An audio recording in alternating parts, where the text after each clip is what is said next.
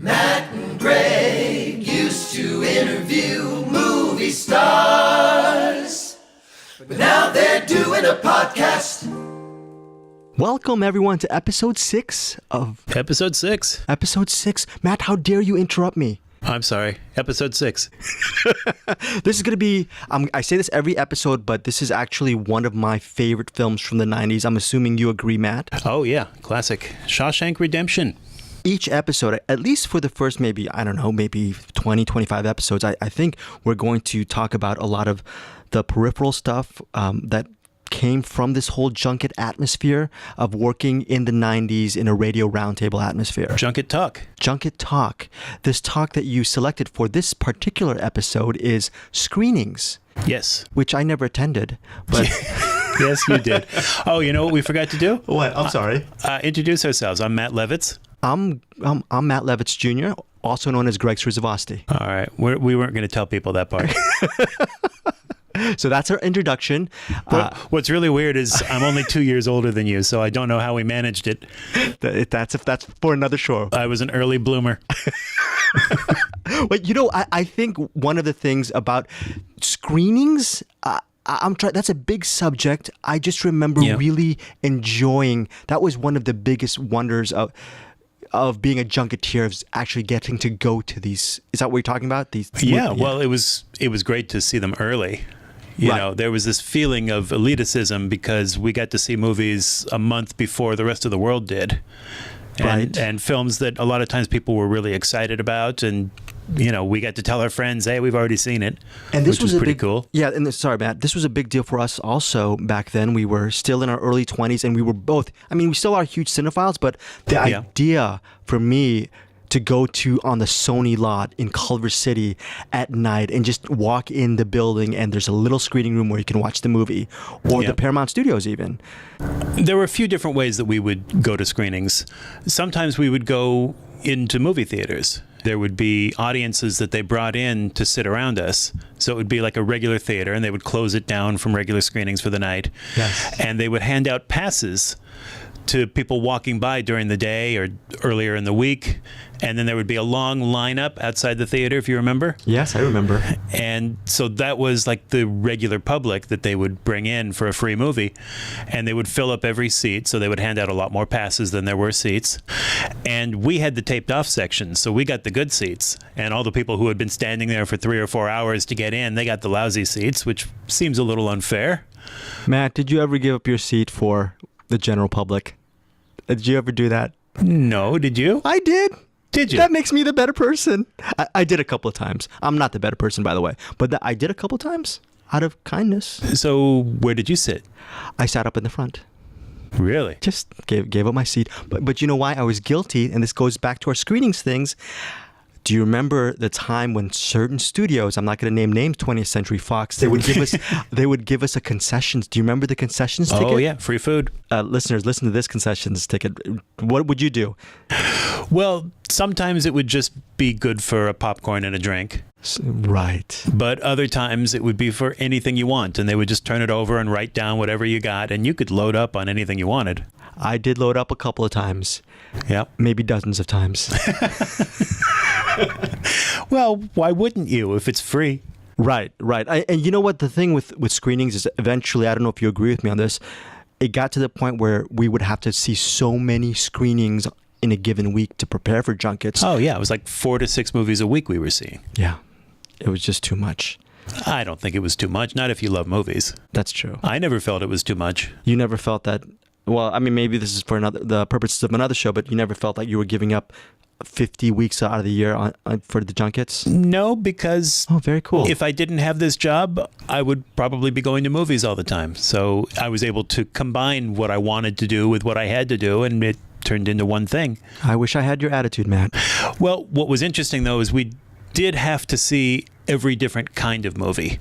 And so there were a lot of films that we wound up seeing that we probably wouldn't have had we been given the choice. But I think we were generally glad that we saw them. If they were like urban films or maybe raunchy sex comedies, or well, those you probably would have gone to see anyway. But I don't know that I would have. Can we strike that? I would have seen them, yes. But, it was our job, so we would go to see these things that maybe we wouldn't have otherwise, but it made us more well-rounded in terms of our cinematic knowledge, which was helpful to us professionally, because then we were interviewing people, so we would know all of the movies. What I was saying before about, so they would bring the audiences in. The reason that they did that was because they wanted it to affect our opinion of the movie. Because if there's a room full of people that are laughing at a comedy, it seems funnier. Do you think that tactic worked for a lot of media members? Do you think they were swayed by, some? Yes, I think it affects you on a subliminal level. You're not really thinking about it, but if it's, an action film and everyone is gasping and they're on the edge of their seat, it seems more exciting. It's like the difference between watching a movie in a theater and watching it at home and, just by yourself. It doesn't seem as good when you're alone. That's true. That's true. So movies are a communal experience, and having a room full of people really does affect how you enjoy it. Before we get to the Shawshank Redemption, Matt, regarding screenings, do you have a personal worst screening memory? I do, because I just came up with it right now, and you're unprepared. You want me to go first? Yeah, I don't. We're watching movies. There was no bad one for me. Your attitude is almost as wonderful as Mr. Dufresne. How's that for a segue? Ooh. No, my worst screening was Battlefield Earth years ago. Well, probably because you had to see Battlefield Earth. That's what I meant. It was just a packed house, and I couldn't leave, and I felt miserable. But your attitude is way better than mine. Did you ever leave a screening in the middle? To be honest with you, I want to make a joke of it and say yes, but I never did. I did once. For which one? It was The Pest with John Leguizamo. Oh. And it was so bad, I couldn't get through it. I couldn't get to the end. Yeah. And it was so unprofessional because I was going to be doing the interview, but I couldn't make it through. As long as you didn't tell Mr. Leguizamo, by the way, I really did not like your movie. Another bad screening moment was when I saw the Hard Target screening over in Atlanta. It was the movie with Jean-Claude Van Damme, directed by John Woo. I met my buddy in Atlanta. We went to a screening. I completely, from the second one to the end of it, I basically, insert bad word here, I was saying bad things about the movie all throughout, making jokes. Yeah. As the credits roll, I looked behind me. Director John Woo was sitting right behind me. Of course he was. So it's going to, the screenings were for me as part of the junket experience. And it was also... Okay. And Greg, I hope that when that happened, you said the line, he's sitting right behind me, isn't he? Before the screenings, do you think that was a great way as far as the junketeers to bond as well? A little bit. I mean, you don't bond so much when you're sitting near each other and staring at a screen, but it was the same group at every single screening, which is kind of unusual when you think about it. I mean, every time you go to a movie theater, it's the exact same people everywhere around you. I mean, that's not a usual thing, but that was our reality.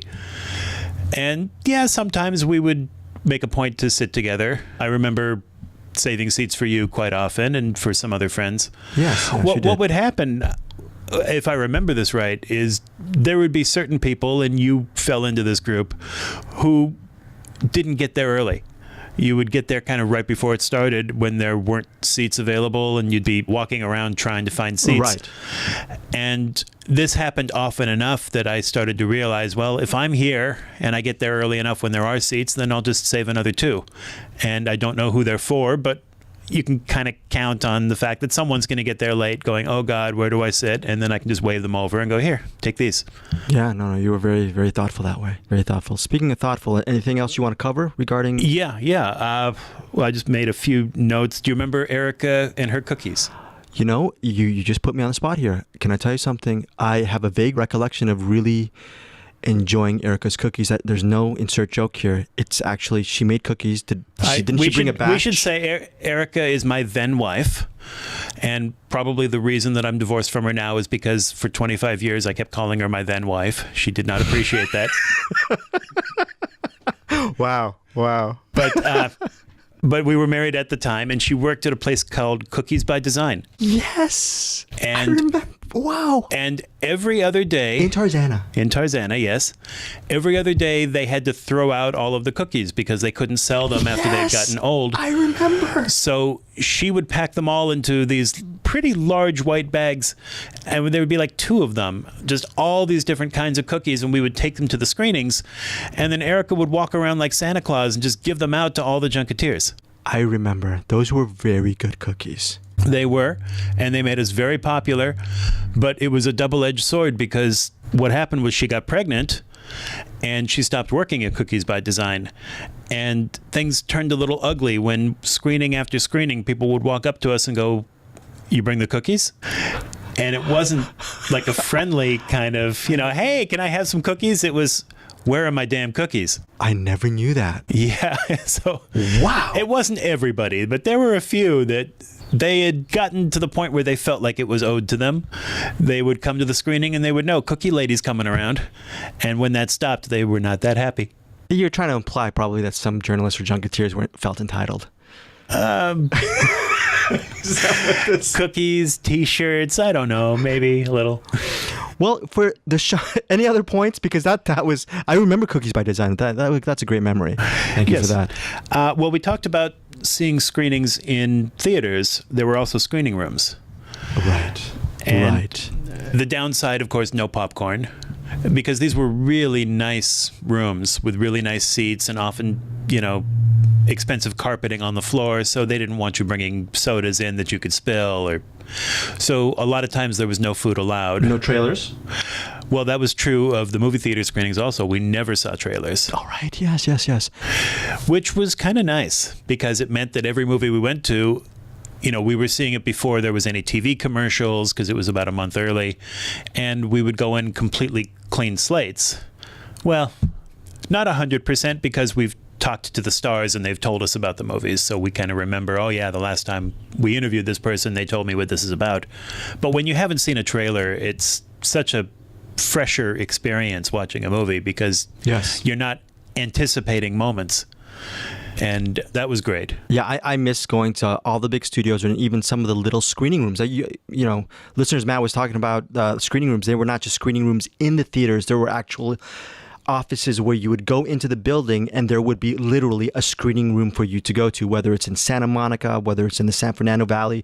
They popped up all over the place. Yeah, you would park in an underground garage and take an elevator up and you'd be walking through business hallways and then you'd make a right turn and you'd be in a movie theater. Yes. It's a little screening room. Yeah, that's a big part of that whole junket experience. I'm sure people still have that. Yeah, and they were all different sizes. Some were pretty small. I remember some screening rooms where there were only, 10 or 12 seats? Sometimes. Exactly. Well, my actual personal favorite, I don't know if you have a personal favorite screening room. Listeners, this is mentioned the Sony studio lot. You go in the Sony studio lot, you park on the lot, and this was TriStar, right? TriStar.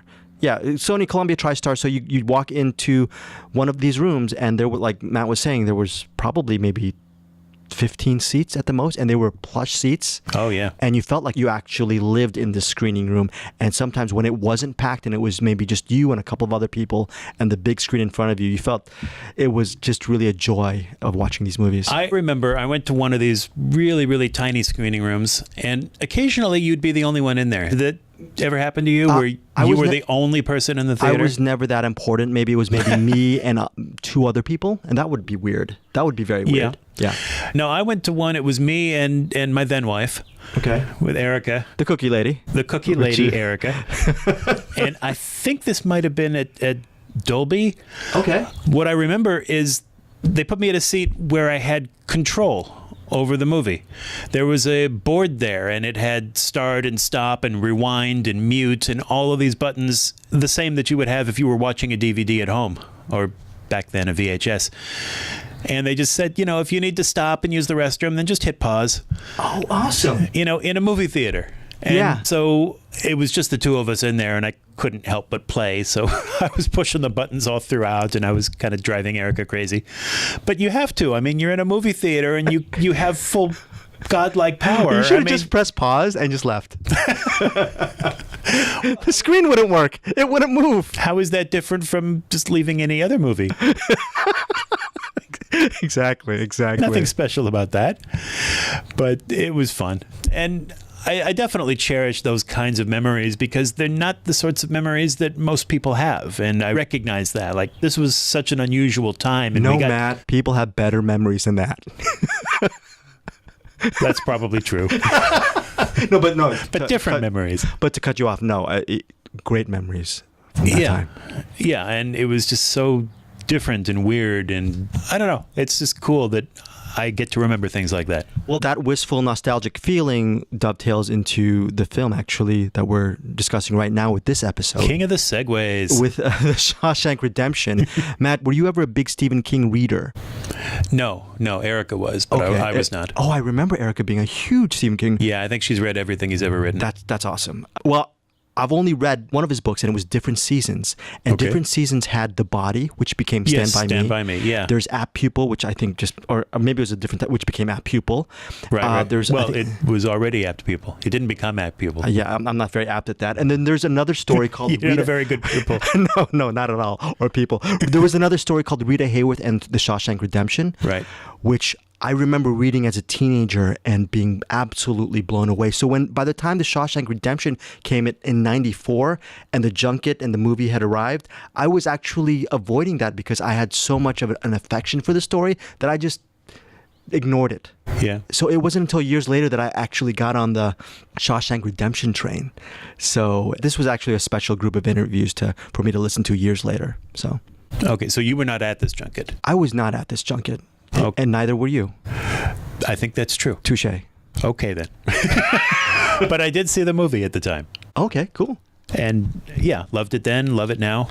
So let's see, a couple of things we want to say about this junket. It's another ballroom junket. So, last episode, we did The Little Mermaid, and that was a ballroom junket. So it's kind of noisy. The tables are close together, and you can kind of hear the other tables, but you can hear just fine. And just remember, listeners, if you didn't hear from last episode, the ballroom junkets, like Matt was alluding to, that was a big part of junkets from the late 80s through the 90s. People would actually stuff print and radio people in one big ballroom, and these tables would be fine if you're print because you could hear the overlapping noise. But for our specific table, radio, where we're trying to get really good sound with hardly any ambient noise, they were pretty much a terror for all of us, and we hated it. We did. Yeah, it wasn't great for pulling sound later. We love the access, and the opportunity, but the sound stuff was just miserable. Yep, sometimes. Then the other thing I wanted to say, there is some bad language here, so be careful if you've got young listeners around. Right. Strike the names Matt Levitz from the interviews. Those are very, very vulgar terms. All right, we'll be doing that. I don't know. That didn't make sense. Who's up I'm first? not sure where you're going. Who's up first, sir? Up first, we have James Whitmore. And this is actually a pretty long, it's a supersized interview. It's 48 and a half minutes long. I have no idea why. Sometimes these things happened randomly. They forget to come in and end it. Or other times, I think Buddy Hackett was guarding the door, chasing away publicists. Great. But, long interviews were hard because you'd run out of questions and then, you'd be forced to rely on Mike and Bob to ask everything. Yes. And thank God they were there, to do the heavy lifting because you'd run out of questions. You'd run out of things to ask. And, there'd be this moment of panic where they finished talking and everyone would kind of look around at each other going, you got anything? I don't have anything. You got anything? Well, and then you'd just be so grateful that you would have these seasoned veterans who would just jump in with something. Speaking of seasoned veterans, it is a 48-minute interview, and listeners, it is a very, I keep saying this every time, but if you're a huge movie buff, this James Whitmore interview has a lot of stuff in its 48 minutes. Yeah, plus he's so compelling, he's so likable, it doesn't feel long at all. There is one specific thing, I'm not giving too much spoilers because this is a long interview. Wait towards the end of the interview when he talks about one of his first jobs. It's actually one of my favorite war films. He talks about this 1949 film called Battleground. It was directed by William Wellman.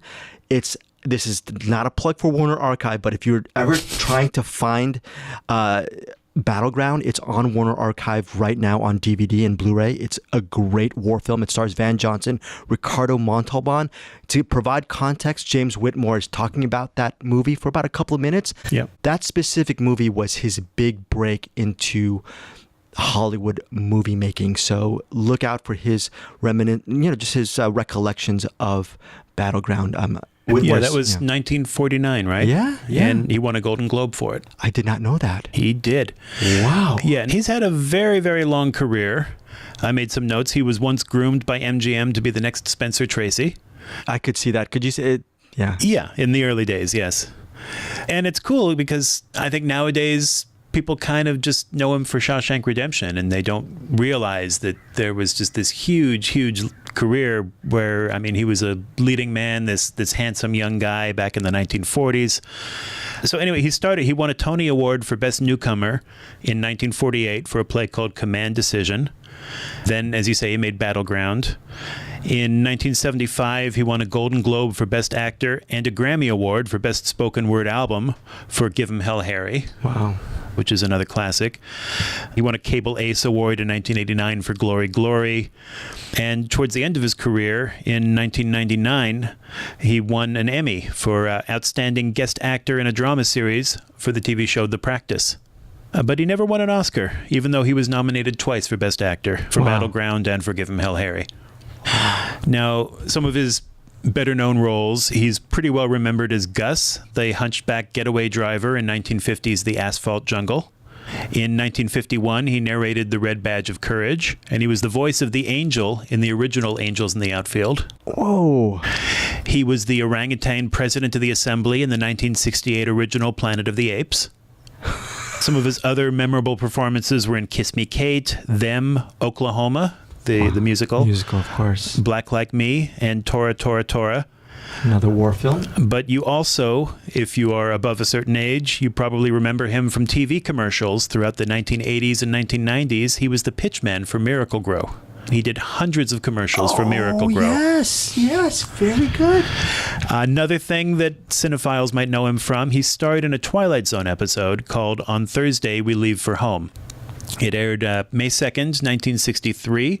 I don't remember this one. Okay. The episode took place in the distant future. Okay. 1991.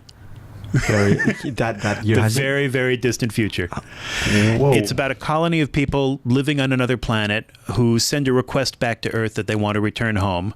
So Earth sends a spaceship, and Whitmore's character decides he doesn't want to go, so he starts fighting with everybody. And they wind up leaving without him because everyone wants to leave. Oh, don't give up. And he's hiding in a cave. You're going to give the spoiler? You're going to give the twist away? I have to. Oh, how dare you? Okay, no, upstairs. Okay. At the very last second, he changes his mind, and he's running after the spaceship going, come back, but it's too late. He's stuck there all alone for the rest of eternity. Wow. So that was him. That was James Whitmore, for those of you who know the episode. And if you don't, I think it's pretty easy to find on the internet. Sadly, he died of lung cancer February 26, 2009 at the age of 87. So not too long ago.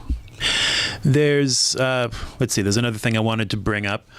It's so funny to say this, about 30 minutes into the interview, because again, this is a long one. Bob Healy brings up the musical Sunset Boulevard and Faye Dunaway, and Whitmore makes some comments about it. And this has nothing to do with the Shawshank Redemption, but it was a discussion about the news of the day. And I actually had no idea what they were talking about. I had to look it up. Right. So here's the story. In late June 1994, which is just over a month before this interview was recorded, Andrew Lloyd Webber had closed the Los Angeles production of Sunset Boulevard early, and he said that Faye Dunaway, who was supposed to take over the role of Norma Desmond, wasn't a good enough singer. The official press release read, "It was concluded after several weeks of rehearsals and vocal preparation that the musical demands of the role were such that it was not possible for Dunaway to perform as scheduled," which is a pretty cold-blooded phrasing, if you ask me. I remember that time. Yeah. So Faye Dunaway was furious, and she held a press conference where she called the decision, quote, "another capricious act by a capricious man." So then I had to look up capricious. What does it mean? It means changing your mind a lot erratically. Okay. So the postscript on that is that about a year later, Dunaway sued Webber for $6 million, but settled for what was reportedly just over about $1 million. So anyway, now when the subject comes up in this interview, you'll know what they're talking about. Oh, that is awesome. Yeah, I remember that. I was working up in the hills around that time, around 94, and I would see Sunset Boulevard actually posters up and down the boulevard, billboards. the billboards, and I remember that time. Yeah, it closed early. and it was pretty ugly. So there's a lot of stuff to cover, folks, with the James Whitmore interview. There is. Quick disclaimer: we've got yet another one of those annoying beep edits right in the middle. But the interview went much longer than we expected it to, so the tape ended. We had to flip it, and so there's a little bit missing, and there's a beep. And actually, it happens right when he's calling Dustin Hoffman and Robert De Niro, quote, the young actors, which I thought was kind of funny. Well, don't worry, those beeps are less annoying than us. Here we are. That's one way to look at it. With our first interview of the day, James Whitmore with The Shawshank Redemption. Enjoy. Wow, look at this. It's very impressive, I must say. Jesus. The whole goddamn country's wired. And it's not just for cable. No, not at all. How about that bank of that the guys have, the politicians? The bank of... They're kind of talking through this forest of... And they don't even say anything important. No, boy, they sure don't, but they say it interminably. That's right. They never stop. So why the decision to come back to the business after? Just to let them know I was still taking nourishment, just moving around. Yeah. That I was still quick as opposed to the dead. The quick and the dead. But had you been getting films from before in the last 7 or 8 years? Offered? Yes, offered? Yeah, sure. And just decided not A to? lot of X-rated. No, I'm kidding. I'm kidding. And had you turned them down in I should be so lucky. What? Had you turned them down in deference to your one-man shows? Or just Well, no, in deference to being bored. I hate the process. It's just so goddamn boring. God, it's waiting. The little segment here, but just bores my derriere off. Was it different years ago? Oh yeah, when I was a kid, when I said, a young guy that came out from New York. Oh, it was great, and the money was fantastic. I'd been doing a play in New York where I got a Tony. I got $100 a week, and I came out and did a film, and I got $750. And when you're raising a family and you got kids, and all the rest of it, and a mortgage and whatnot, it was terrific. It was wonderful, but it was primarily the money, really. But at first I thought, geez, it's going to be exciting because you're going to reach so many more people. Reach with what? What are you going to do? What is this great gift you're going to give people? And then very soon became very boring. Very just... And the theater isn't to me. And even though you have to do it over and over again 8 times a week, I think 6 months is the threshold. Beyond 6 months, then forget it. But up to that point, because every night you got a new personality, a new bunch of folks that can become a mob very easily, And that's exciting to me. And, no, please, even the what? No, I don't know what I was going to say. I'm just talking, babbling. Even though this was a film, most of the people in it, in prominent parts, are from the stage. So I'm wondering if this was almost like a stage experience. Well, no, because the process isn't the stage, but I think they brought to it their stage experience. I think they're all good actors. I really can't fault. I saw it last night for the first time. I can't fault anybody. I really mean that, too. And I probably wouldn't say it if I could, but I can't. I can't fault them. How do you all feel? I didn't think there was a weak spot in it. There was nothing. Because it's a house of cards. And if one card goes, then the whole thing has a tendency to tremble and fall. I didn't feel anybody was that weak card. Now, not having seen the film until last night, what did you think of your performance? I have no comment. I cannot stand to watch myself. And blessedly, it was only a small part. I didn't have to, And I thought Morgan Freeman was absolutely bloody brilliant. And in a very sly way, because so low-key, and he's the yarn teller. He's the guy that sucks you in, I think.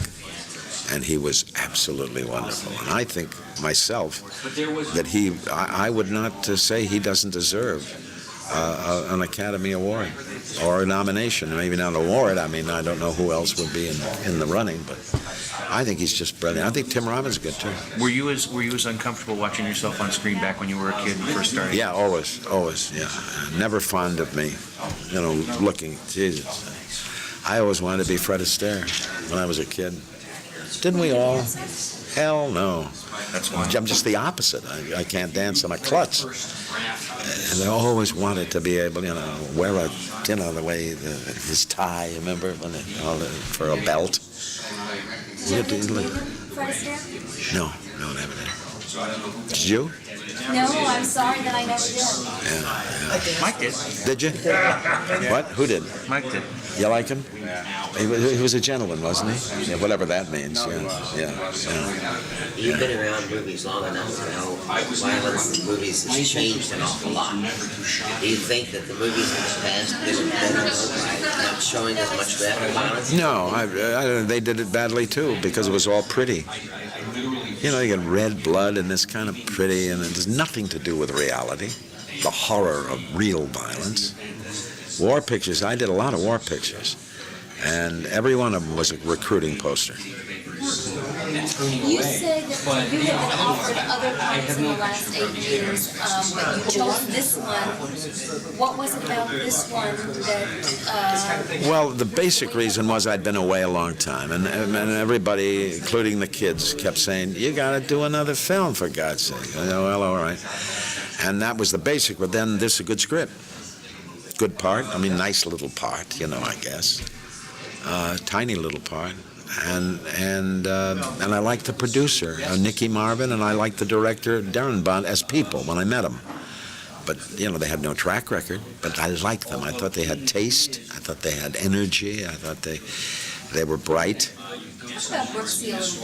What do you want us to talk about? Well, the man, the character, his life, the empathy you might have had for the character. Well, I mean, it's hard not to feel sorry for some poor slob that commits suicide, my God. And had been in jail all his life.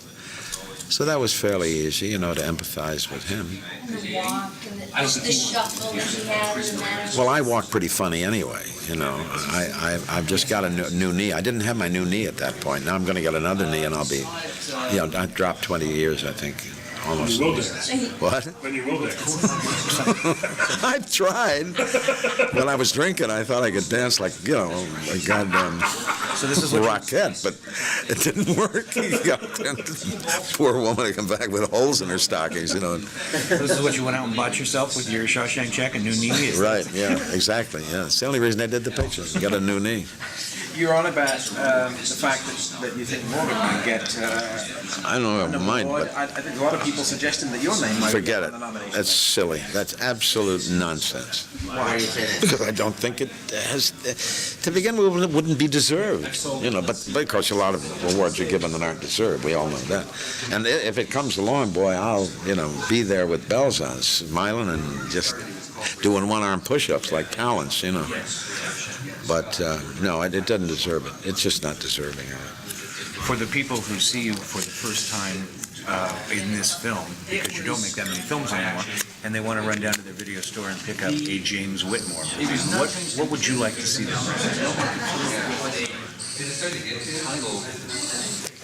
I guess give them Hell, Harry. This would be your best. Well, I don't know about that, but they'd also learn something about a great American president, in my view. They learn something. It's a good show, but it also has a little content to it, At least I think so. I don't know what you think, but no, I'd have it. Yeah. And in terms of studio movies? Oh, I wouldn't. I would say, get somebody else's picture. I don't know. Maybe the next voice you hear, that nobody knows exists, or even at the time knew it exists. That was, the basic thing of, pound your plows, your guns into plowshares, or your swords into plowshares, It was kind of a nice picture. No, it's on video. Pardon? It's on video. Next voice. I know, yeah. Yeah, you don't remember the picture, do you? Do you? Nancy Day? Yeah, that's the only reason anybody go see it, I guess. And Nancy Reagan, pardon? I'm going to say because of James Whitmore. Well, a lot of people. First lady of the land, buddy. Not anymore. No, that's true. That's true. Well, That's old news. but I never was. Wanted to be first lady of the land. Never made it. You wanted to play bass on stage. Did you have thought when you were making Zen, which at the time must have seemed like just a nice little programmer, that it ends up being this cult? No, ridiculous. And they made it for nothing, you know. And with Teddy Gwynn was in it, Edmund Gwynn. Oh, Jesus, what a man. God, did you know I'm sure you didn't, or maybe you did, that he was a professional soccer player? Edmund Gwynn, you know, he's this tall, right? And this wide. And he had calves on him, brother, that were like that. Just, Jesus. And he was Shaw's first Cockney. Shaw's first Cockney. I like to think that. Amazing, huh? I love Gwen and Jimmy Arness, you know, Big Jim, the big, tall pine tree. Nimoy has a one-liner there. Fess Parker. Fess Parker was in it. Davy Crockett before, you know, either one of them became icons, you know, Matt Dillon and yeah. Did you work with your son, sir? Yeah, I did Sleuth with Jim, and we had a hell of a time.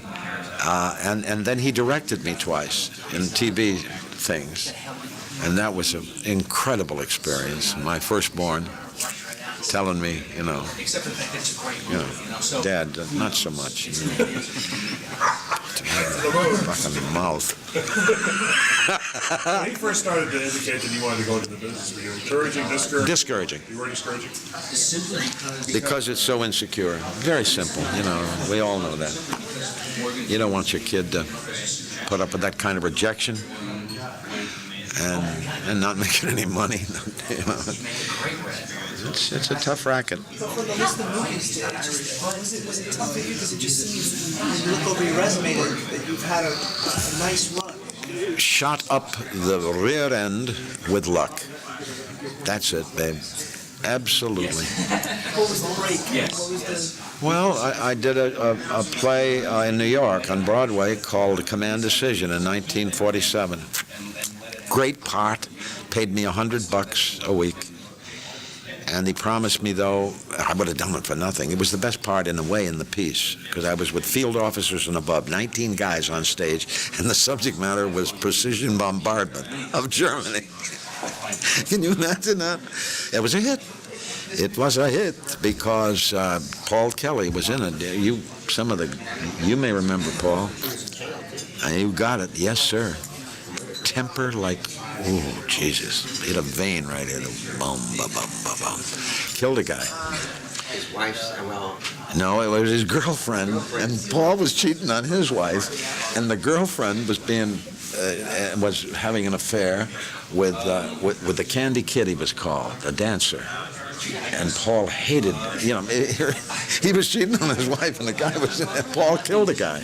It was accidental in the sense that he knocked him down and he hit his head on the fender around the fireplace in her apartment.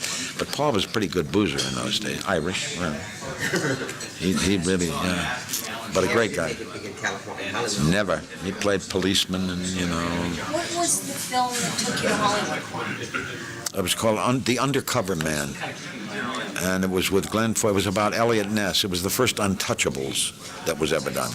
Now, when you came to California, when you came to Hollywood, and you were making your first picture, were you part of a legion of other actors, a group of other actors who maybe worked in films and did other things and rented out? Who were your colleagues and friends? Who was your circle? Well, we came out of the Actors Studio in New York, where we started it.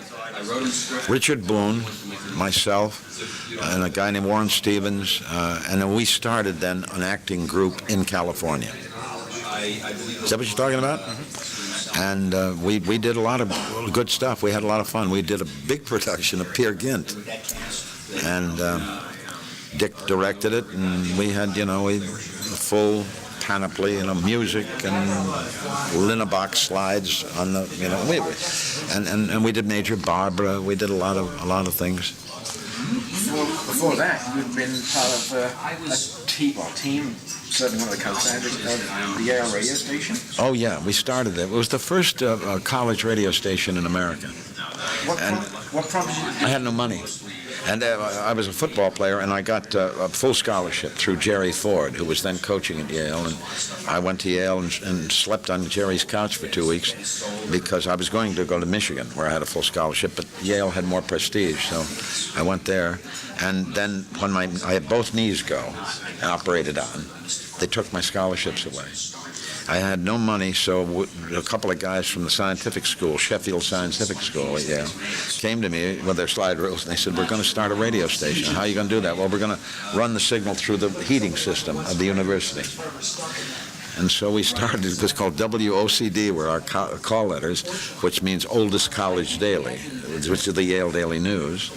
And we were on the top floor of the Yale Daily News, and I was the chairman. Yeah. And I had a nightly sports show, and it was sponsored by Lee Hats of Danbury, Connecticut, and I made $40 a week. And I was waiting on table, and I had 2 other jobs too, and that was the only reason I was able to stay in school.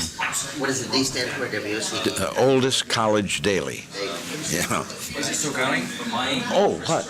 Oh, is it ever? Yeah, now they got out of the, now they're going through the air instead of through the heating system. Do you ever think if you would have went to Michigan, it would have been different if you would have went to Michigan? Well, the knees would have gone, and I don't know what the hell would have happened, Would you like to write an autobiography? Pardon? Would you like to write an autobiography? No, not for a minute. I don't want to deal with that crap. What? Give it a minute. Yeah, the title's good, yeah. Why not? I have no interest in it. No interest. What's the point? Where do you make your home, New York or LA? Malibu. Yeah. The only point would be my kids and my grandchildren. I got 15 of those, 15 grandchildren. Well, that sounds like a good enough reason right there. Yeah. How many kids? Well, but I might do it. I'll tell you what I do. If they all bought a copy, You're prying, it would aren't sell you? bigger than a lot of. That's right. A lot of them. I have a little Sony, and I put the damn thing on, and then I talk to my grandchildren and their children and their children. We're about to have our first great-grandchild, incidentally, at the moment, right at this minute. And I talk to the goddamn thing, and I tell them what I think I am. Because I know, I'd love to have my grandfather, he was a blacksmith, and was in the Civil War. Think about that. I knew that man. He was a friend of mine. He was in the goddamn Civil War. He taught me how to fish. He was a blacksmith, little wiry guy. I would love it, and that's so. I've got that now for the kids. And about every 2 or 3 years, I sit down and talk to the damn thing and tell them about my life and, the mistakes I've made and what maybe some things I've done right. So that's it.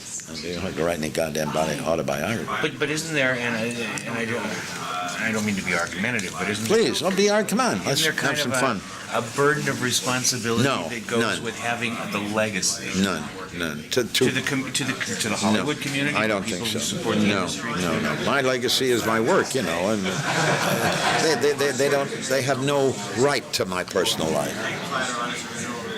What about the details of your professional life? Well, my work is there. But not necessarily the starting of the actor studio, the first group of the actor studio coming out to Los Angeles. Other people will do that. Richard Boone's not going to do it. No, he's not. You're absolutely right there. I can't argue with that. Boone ain't gonna do Well, it. exactly. And he'd be too drunk anyway if he was alive. Oh, God. No, I don't. No, the hell with it. I have no. It's none of their business. It's my work. What the hell? There it is. The process and all of that crap. So was 2 of those famous projects were one-man shows? Yeah. And characters. What about that process did you like? Wasn't it difficult? Being alone. I liked the fact I couldn't blame anybody. It was me. There it is. You miss being able to pass the ball off. As Gielgud said, and you're doing one thing, you got to keep your buttocks clenched all the time. I don't know why Gielgud has to think of the buttocks, but that's either here or there. Jesus, don't put that in, for God's sake. It's something he never said in his personal life. But Jesus Christ. Go underground for another experience? I can't hear you. Are you going to now go underground for another? Underground? I've been above ground. I mean, were you not going to be making movies for another? I don't know. I might make one tomorrow. I just read a script that is horrible. I ain't going to do it. I don't know. I don't know nothing. I mean, I make no plans at all. The only plan I got is to have no plan. And then I think you're better off. Really, I mean that. I ain't got no plan. And gee, when you live to be my age, Christ, it's all gravy. Can I ask you how old you are? 72. Which isn't that old, really. I mean, but I looked old when I was born. You know, I always looked this way. One of those kissers. Was it the radio days that gave you, I don't know, that lust for performing, or did it come before that? Or did you have sort of ideas before that sport got in the way? Yeah, I think that's well put. Yeah, I guess, I'm sure that I had an ability to do, certain things. In the Marine Corps, I did, because we didn't have any special service officers. Marine Corps, looked down on the guys. They're supposed to be miserable, and so we would, do little things, and tell stories and get the guys laughing and all that crap, And it's like Jack Warden, the same thing. Jack, he did the same thing. You in the shower or wherever, you told jokes, and the guys would laugh and they'd say, "Jesus, you should, goddamn, you ought to be in television." We didn't have television, but you ought to be on the radio, It was that kind of. And I'd done some in high school, but all kids do. I did Gilbert and Sullivan, when the football team would come and sit, Whitmore, Jesus Christ, all of that stuff that you'd imagine, Yeah. But we got 6 now. Yeah. 3 natural, 3 step. Is your wife involved in this? Well, it's Audra Lindley. She's an actress, yeah, but she's not my wife anymore. Now we're really good friends. We got rid of that crap. We got rid of the paper. One of the phrases that I've heard since people started to see this film, people come away with it's your phrase, easy peasy Japanese. Everybody's been going. It's weird, isn't it, that phrase? It's ridiculous. Was that in the script, or was that you? Oh, no, it's in the script. I never heard that before, ever.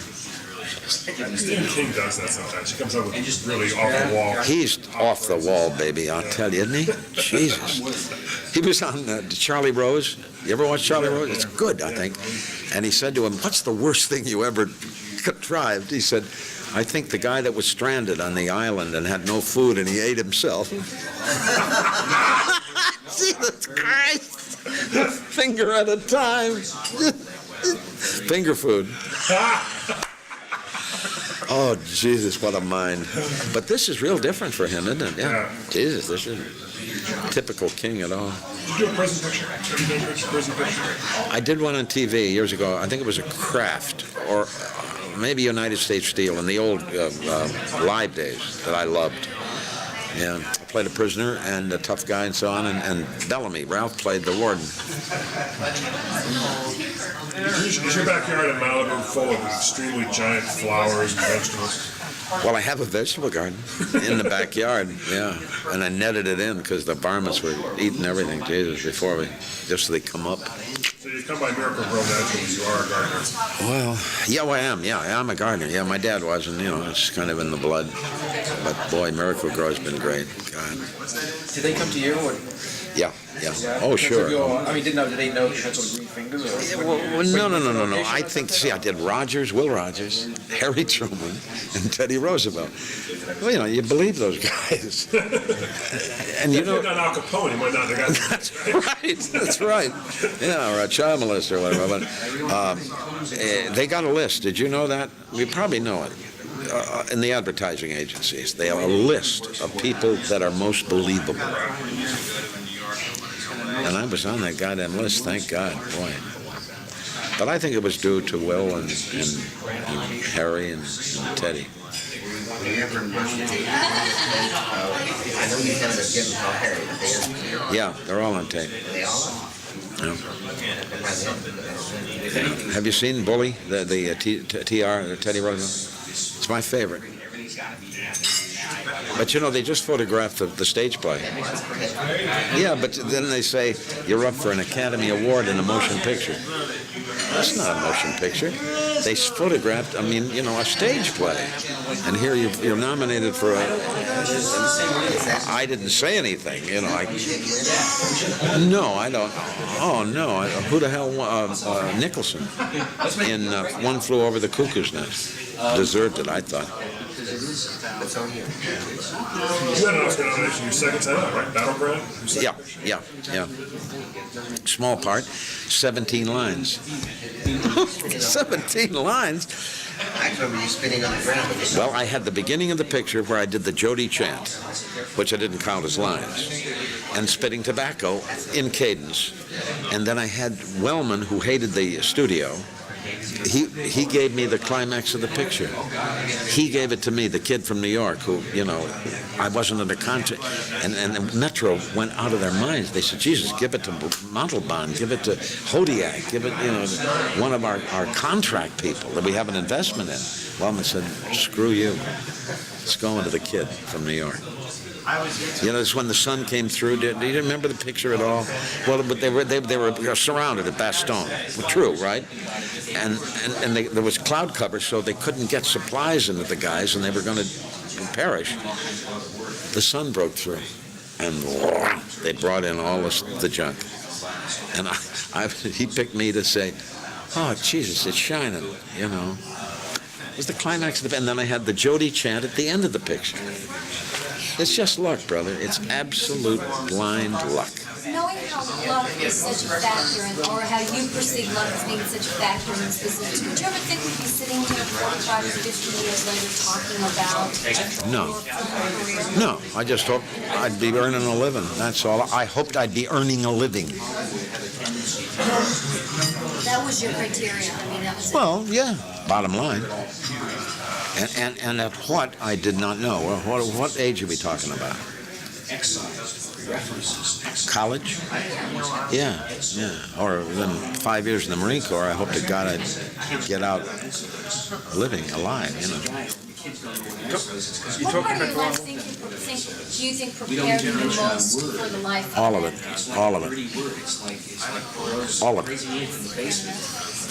Talk about those one-man shows before. You said, in a sense, you can be in trouble because there's nobody to pass off to. You're naked there on stage on your own. But not only that, you're playing people that most of the audience are very familiar with. Very true. Was there any reticence at all about even going in? Sure, absolutely. Oh, I didn't want to do it at all. What convinced you in all Well, because they said, well, we'll do it out in Missouri. We'll do it in a little town out there called Webster Grove at the Loretta Hilton Theater. And nobody will know you did it, you know what I mean? And I thought, oh, shit, this is not much. The guy's okay. My dad loved Rogers. Will Rogers loved him. And I could never see him. He took me to see him and said, he's a cowboy. I said, oh, shit, okay. When I was, I think, 10 years old, I went to the Shays Buffalo in Buffalo, New York, and when I saw this guy come out in a suit with a bally hat on, with a brim about that wide, and no lariat, no guns, nothing. What the hell, this is a cowboy? And of course he had the newspaper and he talked and made everybody laugh except me, I didn't think it was funny. And so then when I did it for the first time in front of an audience, I knew that I was in the company of a genius. Because their response, I knew of course that he was marvelous, commentator, and I knew he had great humor. I didn't know how brilliant he was. Now, how about Freeman and? Well, then of course having success with the form, once, then what the hell? Did you get to do Will Rogers at Shays? Where? Did you get to do your Will Rogers at Shays? I'm from Rochester. I know upstate New York. Yeah, I did in Rochester. Did you do it at Shays though in Buffalo? Did you actually do the same states? No, I didn't. No. Because they refurbished Shays. Oh, I know. Yeah, my picture's in there. Because that would have been a great art. Wouldn't it? Yeah, I never thought of that, but it's absolutely true. Yeah, no, I never did. No, I played Syracuse and Rochester. Yeah, I've seen it there. Yeah, he was a great man. That's all I can tell you. And very few warts. I mean, I don't know of any warts on that guy. So what did you think when you heard that they were going to do the Will Rogers photos? Oh, I said, I hope it's good. And the lovely thing about it is it has nothing to do with Will Rogers. They left him unmarred, unscarred. Did you see it? What did you think? Tommy Tune.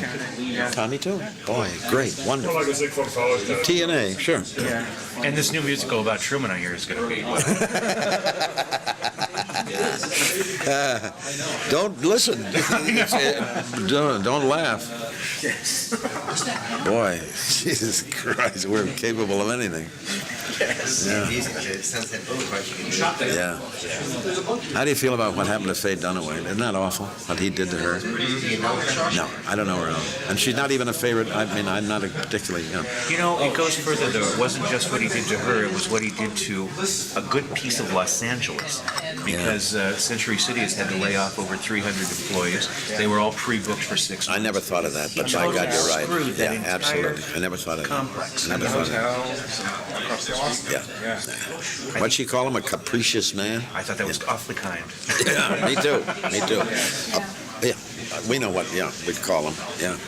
And actually, if he'd only done it to her, it would have been one thing, but when he'd done it to Lapone, too, yeah. well, it's like, well, Too bad, because it's so simple to do it nicely. It didn't cost them anything to do it. It would have been simpler just not to hire her. Really. yeah. Well, yeah, but once having hired her, we can always make up all kinds of lies, about it. And everybody accepts it. Well, you're certainly aware of the state of theater, I mean, Well, I don't know. You've been very fortunate in having hits, but I mean, people don't go to the theater like they used to, and when you've got a show like that's actually packing houses, I know. don't, if it's not broken, don't. I know. And I don't agree with you. I don't think people ever went to the theater that much. Because there was nothing else, yes, true. But we have no habit of the theater in this country. We have no reverence for the theater in this country. I don't think. None. Europe, they do. It's gotten better in Los Angeles. Well, we've got a lot of little theaters. Yeah, that's true. Yeah. It is getting better. I think everything's getting better, if you want the truth of it. We no longer have to fear the Soviet, the extinction of the human race. Nobody seems to forget that, Everybody's moaning and groaning and blaming you. Why are they doing it? I guess so. I know, yeah. Put it off on, it's your fault. Not mine. No, I couldn't be at fault. No, how could I be at fault? So why do you think that America has refused to have a theatrical mind? Well, it comes from our early days, and we didn't bring it with us to begin. We have a Puritan, a starter. The starter batch was a bunch of real bigots, terribly, tunnel vision folks. And we've never really gotten over that, But now we're breaking out of it, and holy smokes, wow, you can say anything, and show anything, and do anything. The pendulum, I hope, will maybe ease back, because we know that's destructive to our families and our kids. Did you talk to the producers of this film in terms of how they came to you? Came to me? Yes. No. How your name came up? No. They were sort of... Oh, they have a whole, a big book they, go through. I did it when I was producing. Whatever happened to, oh yeah, that's great. That's the way they do it. And agents, of course, Jesus, they deluge them, with people. Who were your acting heroes when you were just starting out? Richardson, Ralph Richardson. Ralph Richardson. Yeah, because he was nuts. I loved him. Did you read the Ken Tynan profile of Richardson and Olivia? No. It's a great story about their friendship. Oh, Jesus, I know. I've heard, I read Richardson's life, oh, Jesus Christ. And when he gets talking about Olivier, he's so funny because he breaks up. And then the whole thing about Olivier breaking wind, he just, and then he'd go, that Larry would just, oh God, it was wonderful, Jesus Christ. I love guys like that. So I was a British actor, that would be your hero. What? A British actor was your hero. I didn't have heroes as actors except Fred Astaire. I wanted to look like Fred Astaire. I wanted to, be able to move like Fred Astaire. You've often been comparing it, even in this press kit, to Spencer Tracy, which is an actor. Well, I think that's physical. That's the face, yeah. I wish it was the talent. It ain't. But boy, oh no. But I also think it's... He's a master. You guys have you have an ability to sing into a role, both of you guys have. Yeah.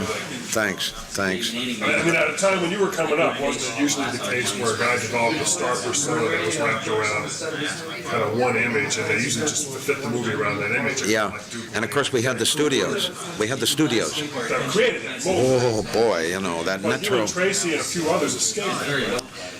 Escape what? Escape stereotyping in the typecast. Yeah, I guess we did. I don't know how we did it. But, well, of course, I was at Metro only a year, and then they wanted me to stay on, and I blessedly got away.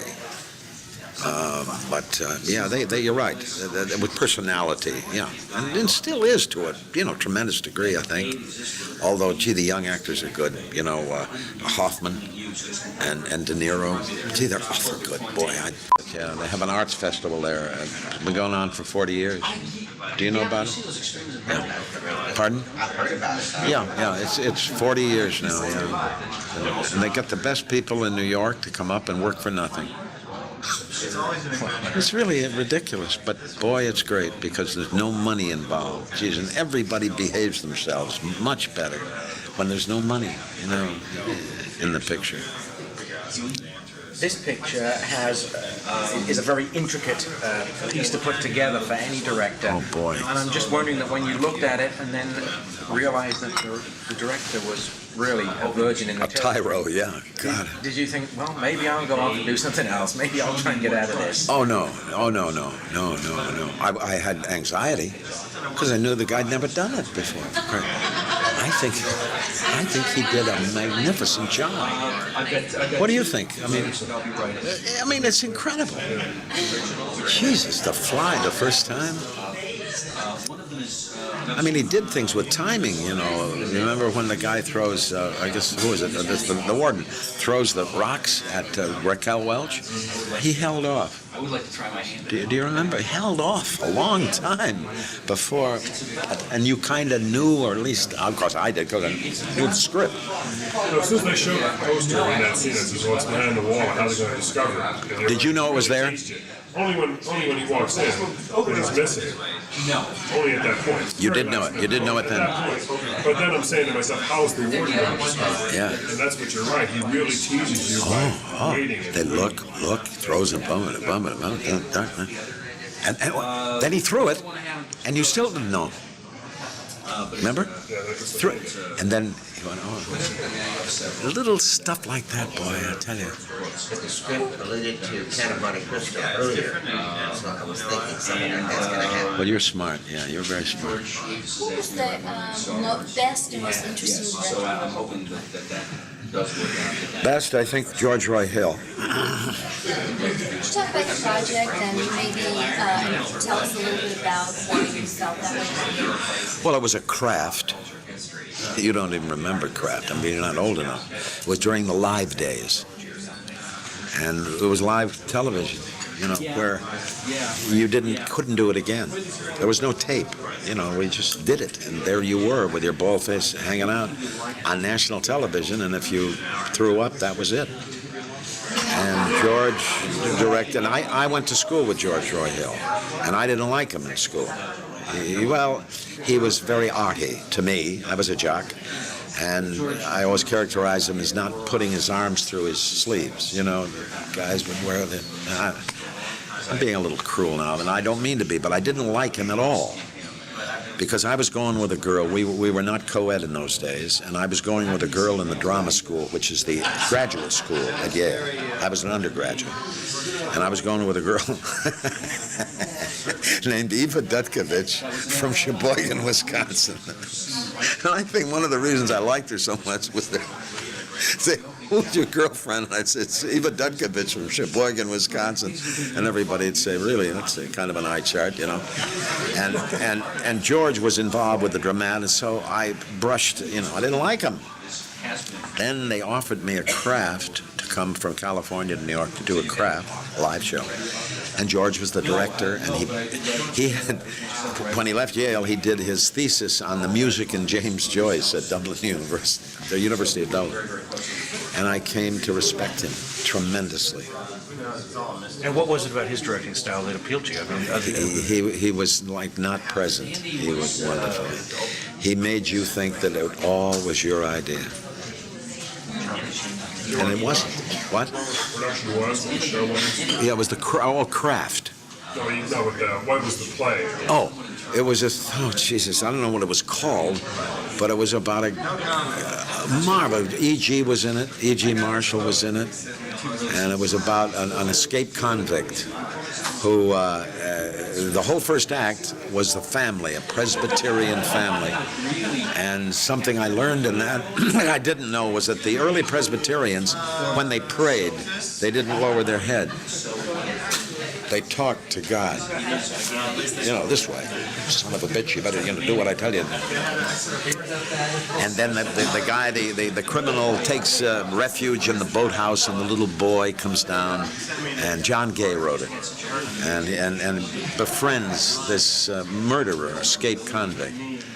And the escaped convict, to save the little boy, because the little boy is, G.G. played his father, is, a president, and the kid is 5 minutes late for dinner, and he canes him, and there's a relationship between, and the convict at the end kills himself to save the child, but he's got an infected leg. It's very involved stuff. I was a convict, yeah. And suicidal trend yeah. Well, I don't know. Maybe that's why I don't want to write one of my Look at the final chapter. Jesus. Take the pipe, the gas pipe.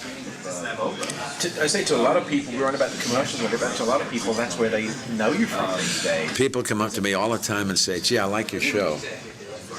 And I say, which show are you referring to? They say, well, where you're watering the lawn. I'm not kidding you. And you say, well, I'm glad you enjoyed the show. I don't know what the hell that means. But it's the greatest thing that ever happened to me. Well, I didn't continue them. They probably see you for a while. 12 years. 12 years. And the guy that runs the company is the guy that runs the company, and it's his company, which is unbelievable.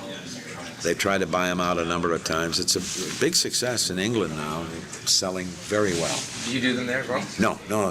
In fact, it's the Queen's Own Gardener. I'm going to do one next week, the following week, on the 19th, all week, working with the Queen's Own Gardener. I don't know what that means. I don't know his name. He's the Queen's Own Gardener from England. Yeah, but which house? Do you know? Because she has lots of houses. Oh, I have no idea. And I don't even know that he is. I mean, that's what they're going to call him. I mean, and he is. No, I'm sure he is. You wouldn't fly on something like that. If you hadn't become an actor, what do you think you would have become? What? If you had not become an actor, when you were jockey, football player. I was going to be a lawyer. I was accepted into Harvard Law when I went into the Marine Corps in 1942. And I was going to be a lawyer, and it would have been a great disservice to the law and every possible client. Oh, yeah, absolutely.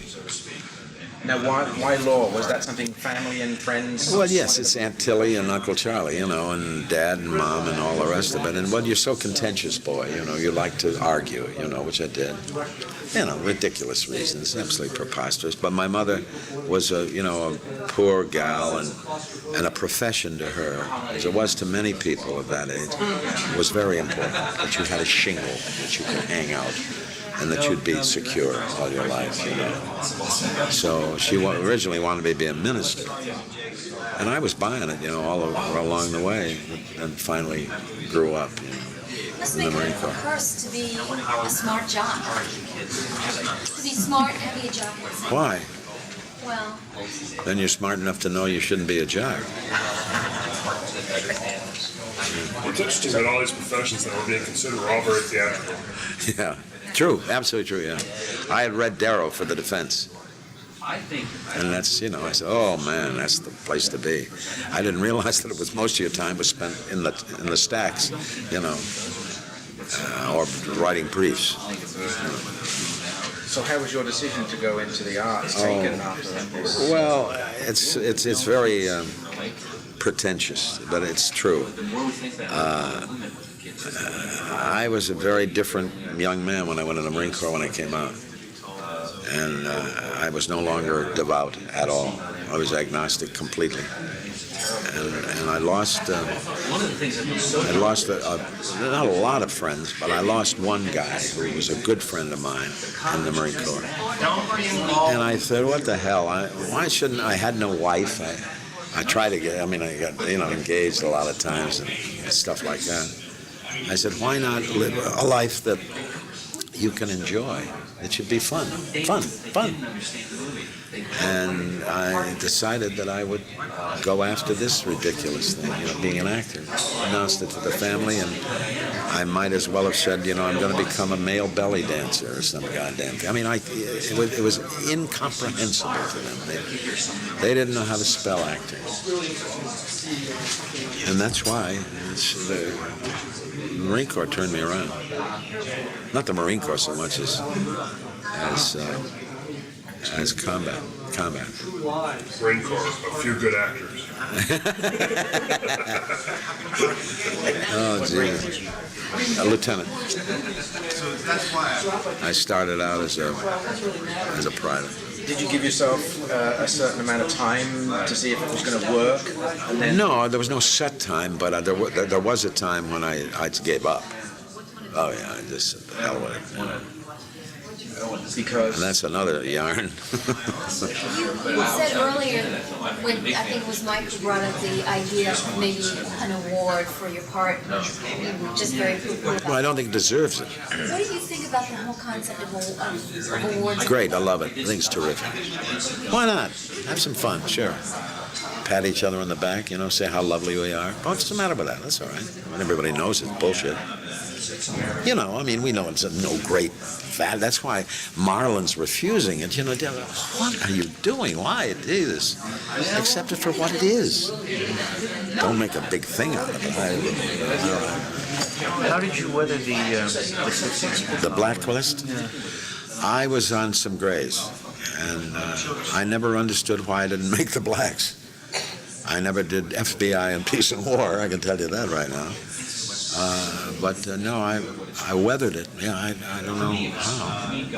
Because I was certainly very outspoken in terms, I never shut up. You've been a service man, did that help? And I did service pictures, I guess. Yeah. The sergeant, all that stuff. Yeah, I think that all those things conspire. Yeah. You watch a lot of Friends, reunions. In the blacklist time, in the McCarthy, you bet, sure. Phil Loeb was one of my teachers, and Phil was destroyed by it. And then some weren't, there's like this picture, the hope and the keeping going. Johnny Randolph, blacklisted, because John said, I'm a communist. What the hell do you want from me, And he worked in theater because theater people were more liberal, more understanding of the ridiculousness of McCarthy. Motion picture, money, Jesus, get rid of him. John couldn't work anywhere except in the theater. Now, John is employed again. He's a wonderful actor and one of my dearest friends. Is he still a communist? What? Is he still a communist? I think so. I have no idea. I think so, sure. It's a little tough now, because, Jesus, it ain't doing too good. Smaller club. The track rate, what? It's a smaller club. You bet. But no, I think John probably would say, although I've never really questioned him on it, because I didn't want to.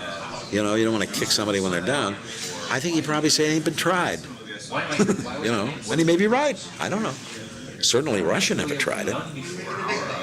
It's hard to... The way Marx and Engels would. It's hard to imagine that feeling of helplessness that must have been going through the Hollywood community. Shit. And, Christ. And, to go to a party and people were...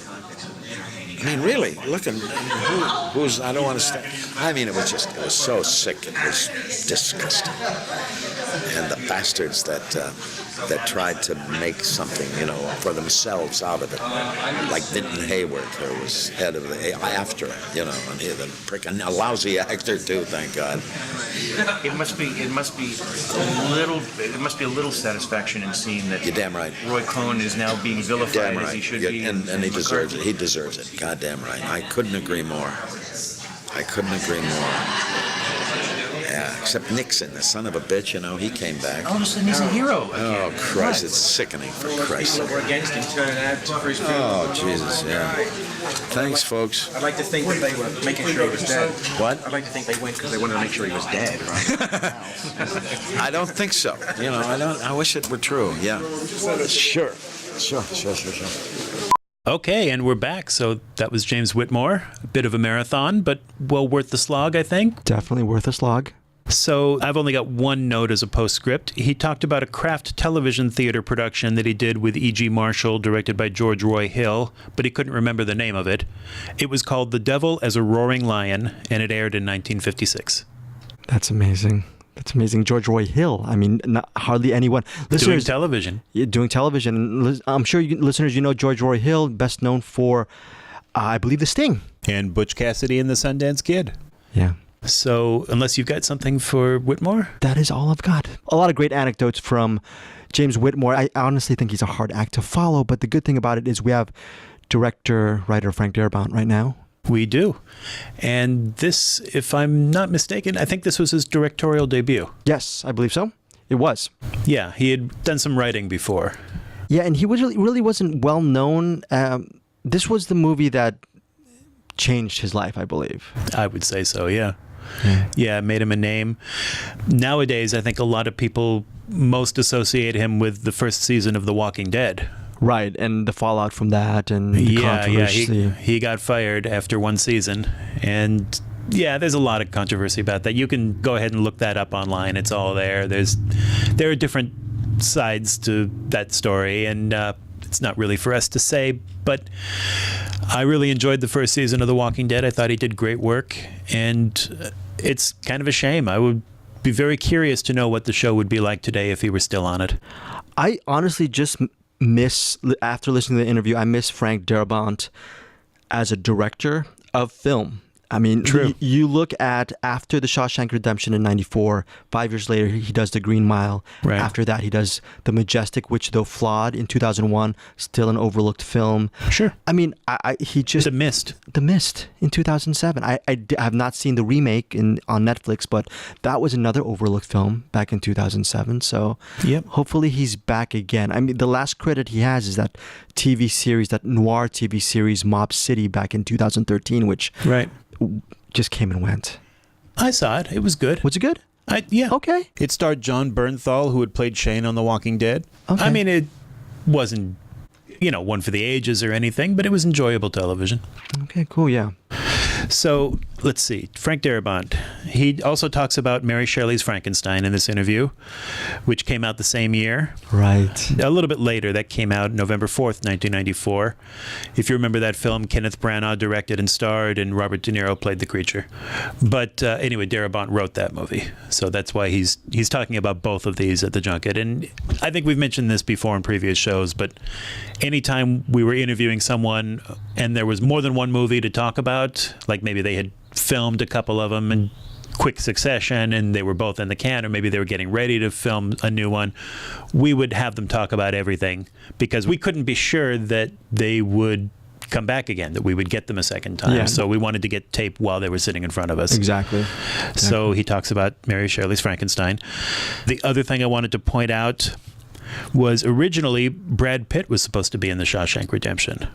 He was supposed to play the role of Tommy Williams, and what happened was he backed out because he was offered Interview with the Vampire, and he wanted to do that instead because that was a starring role and this one was a small role. And that was the actor that he referred to during the interview. Yes. Oh my goodness. Yeah, he talks about Brad Pitt a little bit. Oh. And it makes sense that he would do that because Interview with the Vampire, it was huge. He was co-starring with Tom Cruise. I mean, it makes sense that he would leave Shawshank Redemption to do that. But a shame. It would have been interesting to see what he did with that. So the role instead wound up being played by Gil Bellows of Ally McBeal fame. Right, and he was very good and very convincing in that role. Yes, in both roles. In both roles, yes. Yeah, so Darabont talks a little bit about that. And that's all I've got for prep. How about you? That's it for me. Okay, well, enjoy this interview with Frank Darabont. Frank Darabont. Pleasure to meet you. Oh, good. I'm so pleased. Thanks. I want to say thank you for that. That's really nice.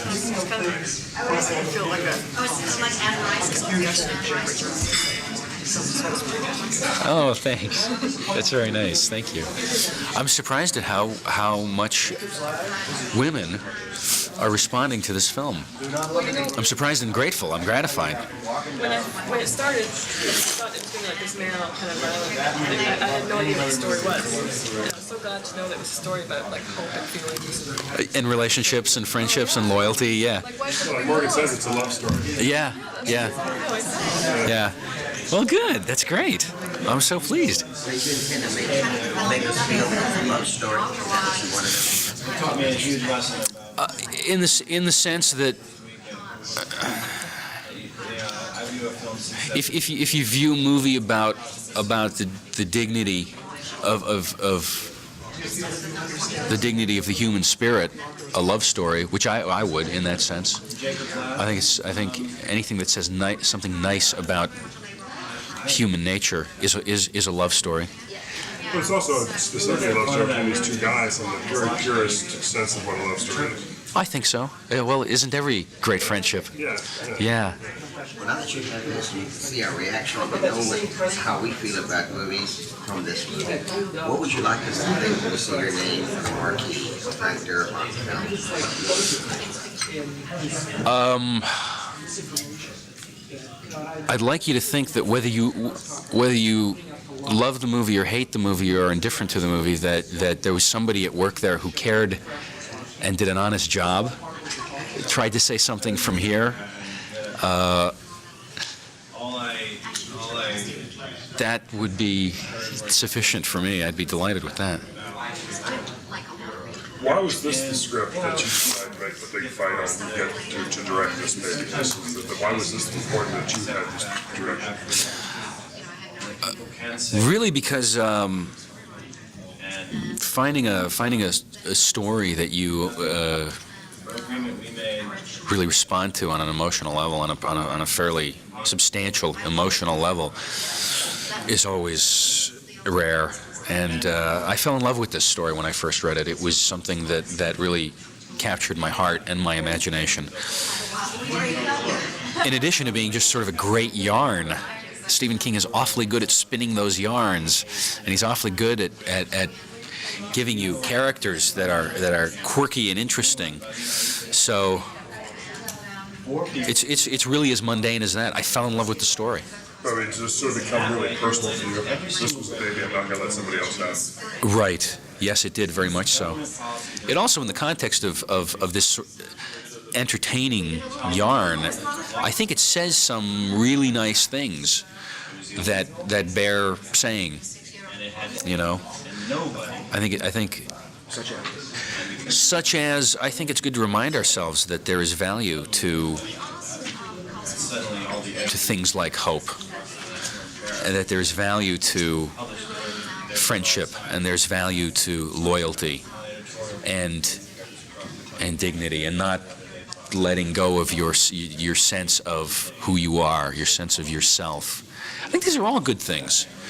I suppose the more jaded among us, would be, too sophisticated to buy into something that ingenuous. But that's really what it boils down to. I think those things are valuable.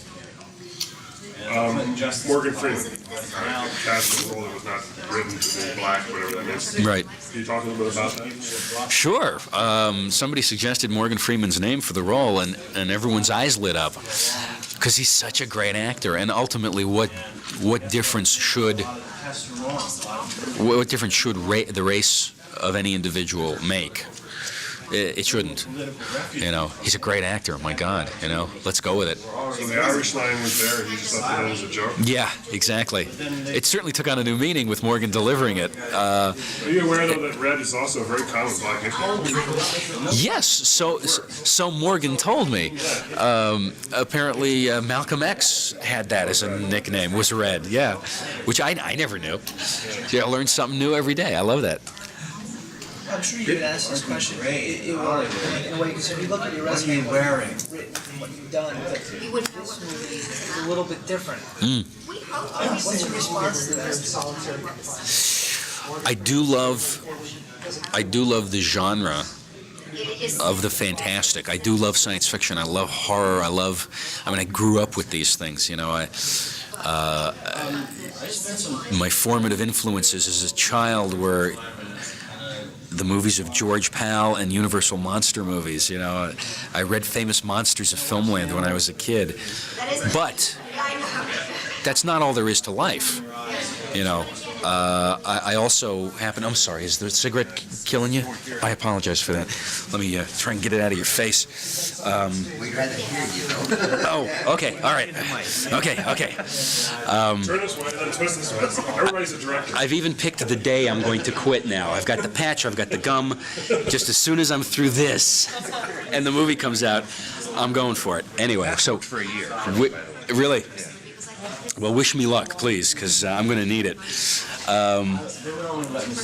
I have also always been of the belief that if you focus on any one thing, you're limiting yourself as a person.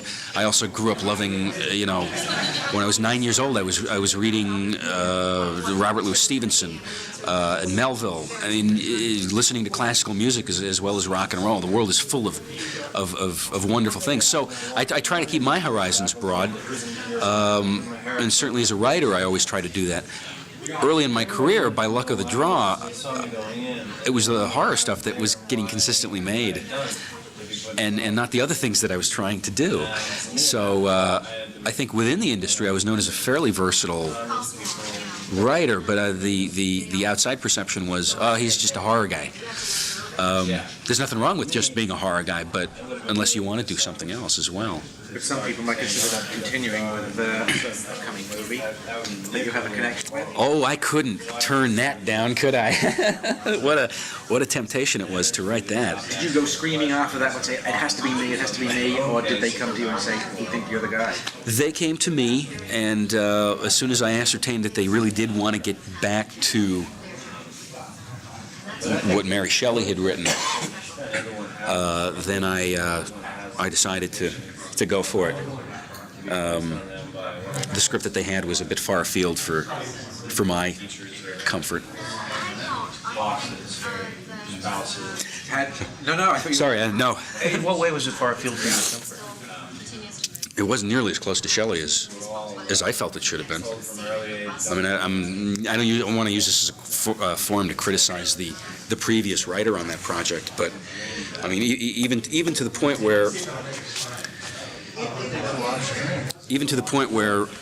the creature was not sewn together from component parts of corpses, which is about as fundamental. It's a mundane example, but it's about as fundamental and a concept as you find in Shelley. It's just a dead guy they brought back to life. It was more Reanimator than Frankenstein. So I really wanted to get back to what Mary Shelley was doing and talking about. Now, when you started writing this rewrite or whatever, did you know the casting at that point? And when you do know the casting in that kind of situation, did you write with the knowledge of Robert De Niro and what he can do? Did you make this monster any more special than De Niro was playing? De Niro, I didn't know that De Niro was going to play that. He didn't commit to the project until after I had written my script. Right. I knew that was a possibility, but I tried not to let that color what was going on for me. I try not to overlay a template of actors' faces on the characters that I'm writing, because I find that affects what I do a little bit. I certainly did know that if the movie got made, Ken Branagh would be playing Victor, so that certainly did color it a bit. Not that much though, because Branagh can damn near do anything, I'm convinced, as an actor. This guy's really awesomely good. No, I haven't. So I can't vouch for it one way or the other. I have no idea how it's turned out. The trailer looks damn good, though, doesn't it? Now, knowing your affection for the genre, is it a temptation to put in a little homage to the old Universal? There were a few in there, yeah. Oh, definitely. Definitely.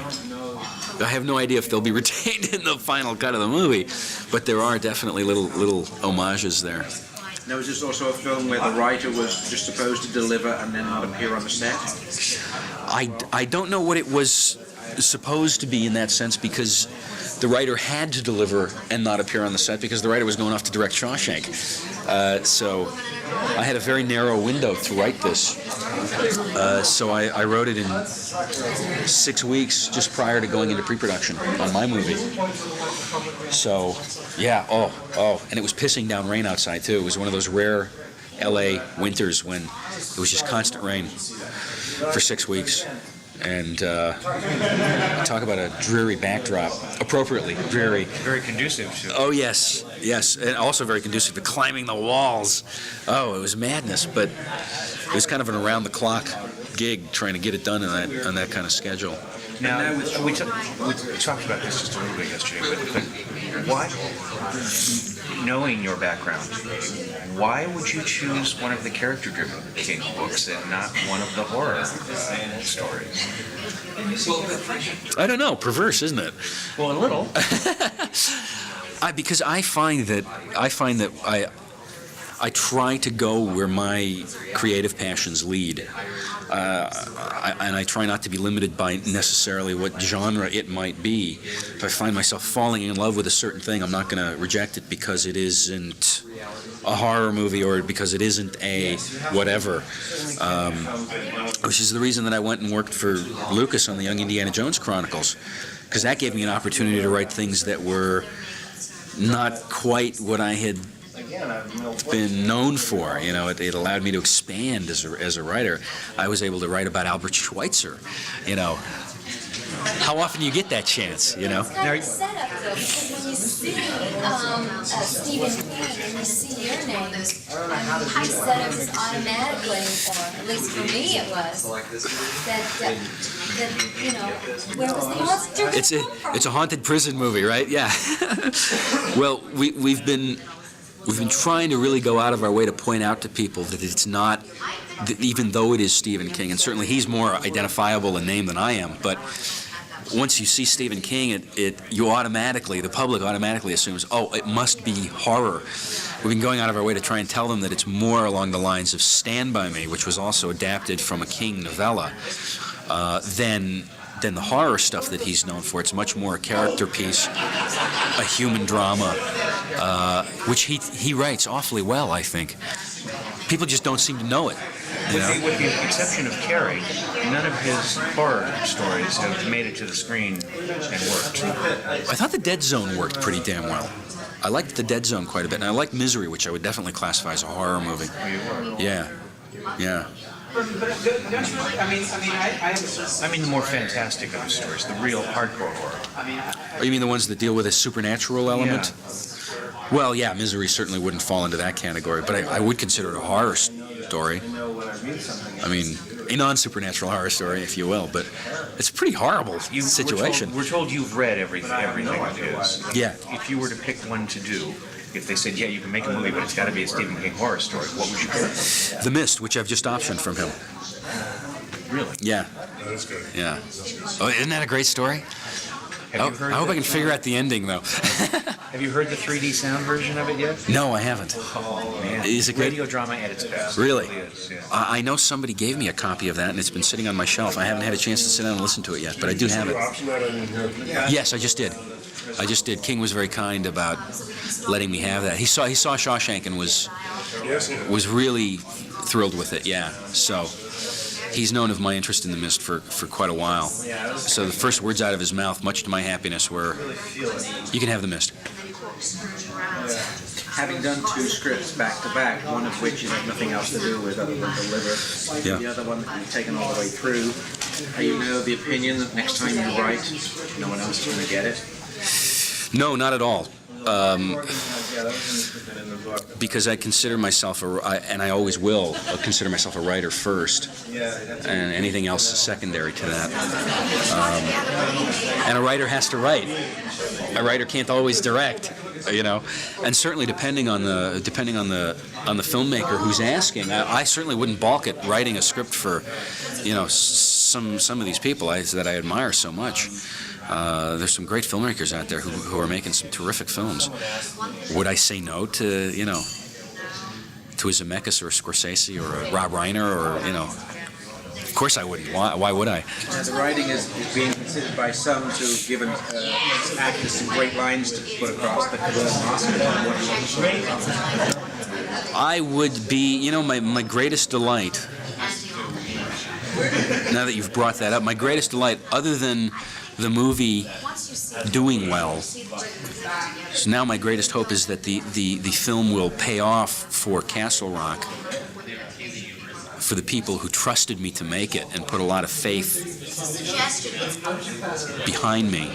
I hope it pays off for them. Beyond that, I would love to see Tim and Morgan both get nominated for Best Actor, and I'd love to see Jim Whitmore get nominated for Best Supporting Actor. Nothing would thrill me more. And Bob Gunton might. I've heard that. Could you talk a little bit about the decisions to hire those two? Morgan and Tim? Sure. What each of them brings to the table and why you chose them? Well, Tim brings an enigmatic quality that really seemed to lend itself beautifully to Andy Dufresne. Tim himself is somewhat enigmatic. There's a lot seething beneath the surface, and you can see that there's something seething beneath the surface. I think that's what makes him such a fascinating actor. You want to know what's going on under that skin, you know. He's just a little bit hard to read, and he tends to be somewhat internal as a person. I've basically described Andy, you know, so it seemed like such a good choice to make. Morgan, on the other hand, brings this. He's an actor of such great integrity and great sort of earthy wisdom and great dignity, and in that sense, I think is the anchor for the movie. You believe every word out of this man's mouth. I've never seen him seem shallow on screen. So, and I was hoping that they do seem to be an odd pair.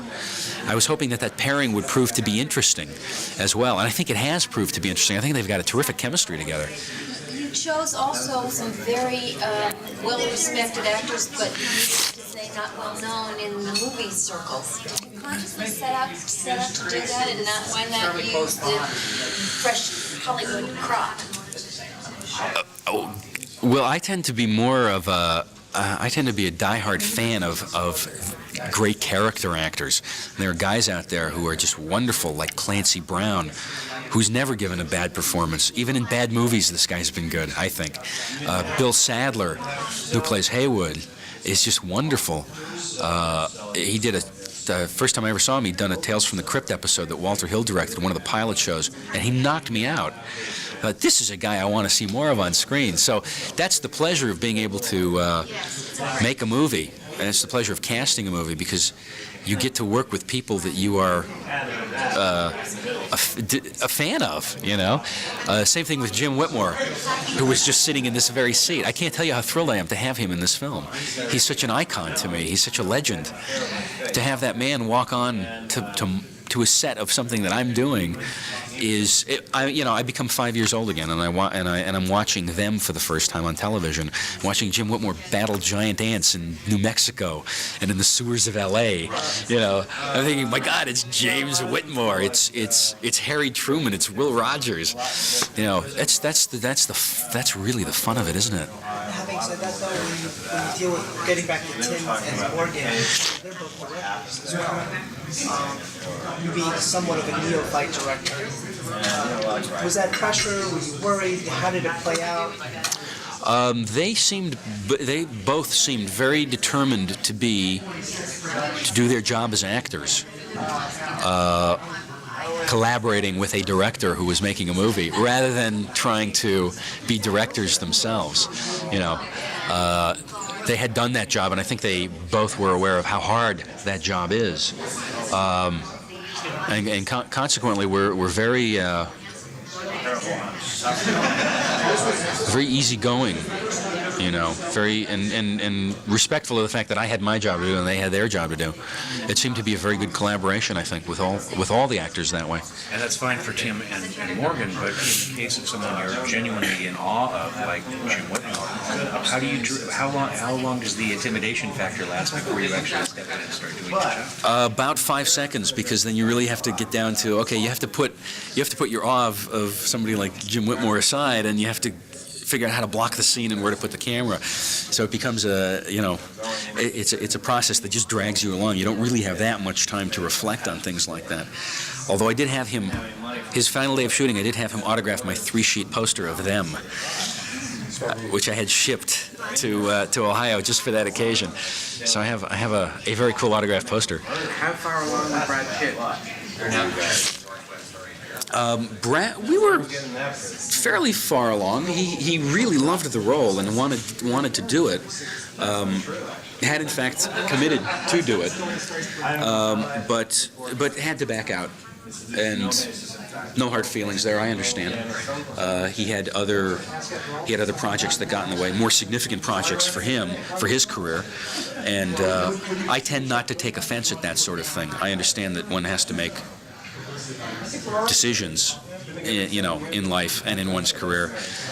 And every decision one makes, you wind up saying no to somebody. So I mean, I'm not, that doesn't make me angry. In fact, we had one young guy on the show who had signed to do a small part in the film. It's like 3 days worth of work for him. He wound up getting the lead, being offered the lead in a, and I forget what the film is, but offered the lead in some low budget picture. Love at 45. It's not a festival. No. Joe Bellows actually did that right after he did Shawshank. It was some other film, and it conflicted with his 3 days of work on Shawshank. So we said, Stephen, go do the other movie. We really like you. You're the best choice for this particular role, but I'm not going to stand in somebody's way. Come on. Now talk about decisions and having to say no. How do you deal with the schizophrenia of being a writer with a great line? It's one of the best lines you ever wrote. And being a director who knows that it's not going to work on screen and how we're going to work. That's when I say, screw the writer, he's not here. Director wins all the battles. But you do have the writer constantly whispering in your ear, being your conscience. There's the Jiminy Cricket in your head. That's the writer, who's reminding you why you wrote it that way in the first place. And so you're as much the protector of the script on the set as you are the reinventor or the reinterpreter of it. So.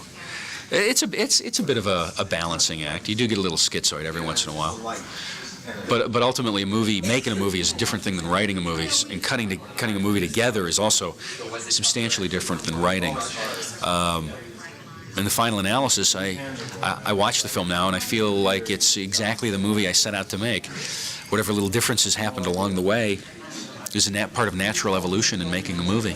The movie opens a song that maybe we're a bit mystified as to what it has to do with what's to come, and then what we find out. Oh, Perfect. Oh, good. I'm glad. Was that the first choice, or did you sort of end up with that by default because people wouldn't let go? I knew I wanted to open the movie with a period tune in order to put you right in that time. That is then revealed to be coming from the radio of the car that our main character is in. Specifically, what tune? I think I'd originally picked "You Stepped Out of a Dream," the Skinny Ennis version, which I've always loved. But I don't know, the Ink Spots just came along, and I love the Ink Spots. So that sort of jumped out and grabbed me while we were in post-production, so we went with that instead. Okay, now we're back from Mr. Frank Darabont. Yes. Darabont. Darabont. You were going to say something, Matt. Well, I've got a few things to say about this. Yes, please. Would you please like to start? Do you have anything? No. I got nothing on Darabont. Okay. Well, interestingly, he mentioned here that he had just optioned Stephen King's The Mist. He wanted to make it, but that film wasn't released until 2007, 13 years later. So it took him a little while to get to it. And it kind of shows just how long these things sometimes take. I wonder if it's because of everything else that he did in between. Well, in the interim, he did make Stephen King's The Green Mile. And The Majestic, right? Yeah. So Yeah, The Majestic had nothing to do with Stephen King, and neither did The Walking Dead. But other than that, he sort of became for a little while known as the guy who made good Stephen King movies. Yes. Hopefully that returns. Yes. So from Frank Darabont, we move now to Morgan Freeman. Can I say something? I want to say something about Morgan Freeman, and I don't know if the listeners will get this upon hearing this interview. Yeah. But even though I wasn't here for the Shawshank Redemption, I've interviewed him several times. Yeah, so have I. Okay. A lot of those, I think maybe I've asked him one question and maybe 4 or 5 times I've interviewed him, because I've always felt a bit intimidated, not because of his stature, but just the way he would answer some questions. Well, he's played God. Yeah, that's true, like a president and everything like that. But Yeah, so you're interviewing God. he would come off, and my opinion on him has changed over the years. I always felt that he was at the round table as being very flippant and would... Oh, I never thought that. Yeah, I don't know why in my 20s when I thought, oh, he was just really throwing off these answers. But listening to the interview, he gave really good answers. And there were times when, I'm not going to mention any names, but there were times when certain people would ask the same question or just needling questions, unintentional needling questions, and he would play it off fine, I thought. You know, there's definitely an element that you hear in this interview of not suffering fools. He wasn't going to pretend that a bad question wasn't a bad question. Right. So he would call it out. And I mean, you could just imagine him raising an eyebrow, you know, in that Morgan Freeman way. I've always found that part of his charm. Another thing about this interview, which listeners you're going to love is he's very candid about why he takes a job. And very few actors, I can count the number of actors on one hand who said they took it for the money. And he said, well, this was good money. Well, you do only have 3 fingers on that hand. That's true.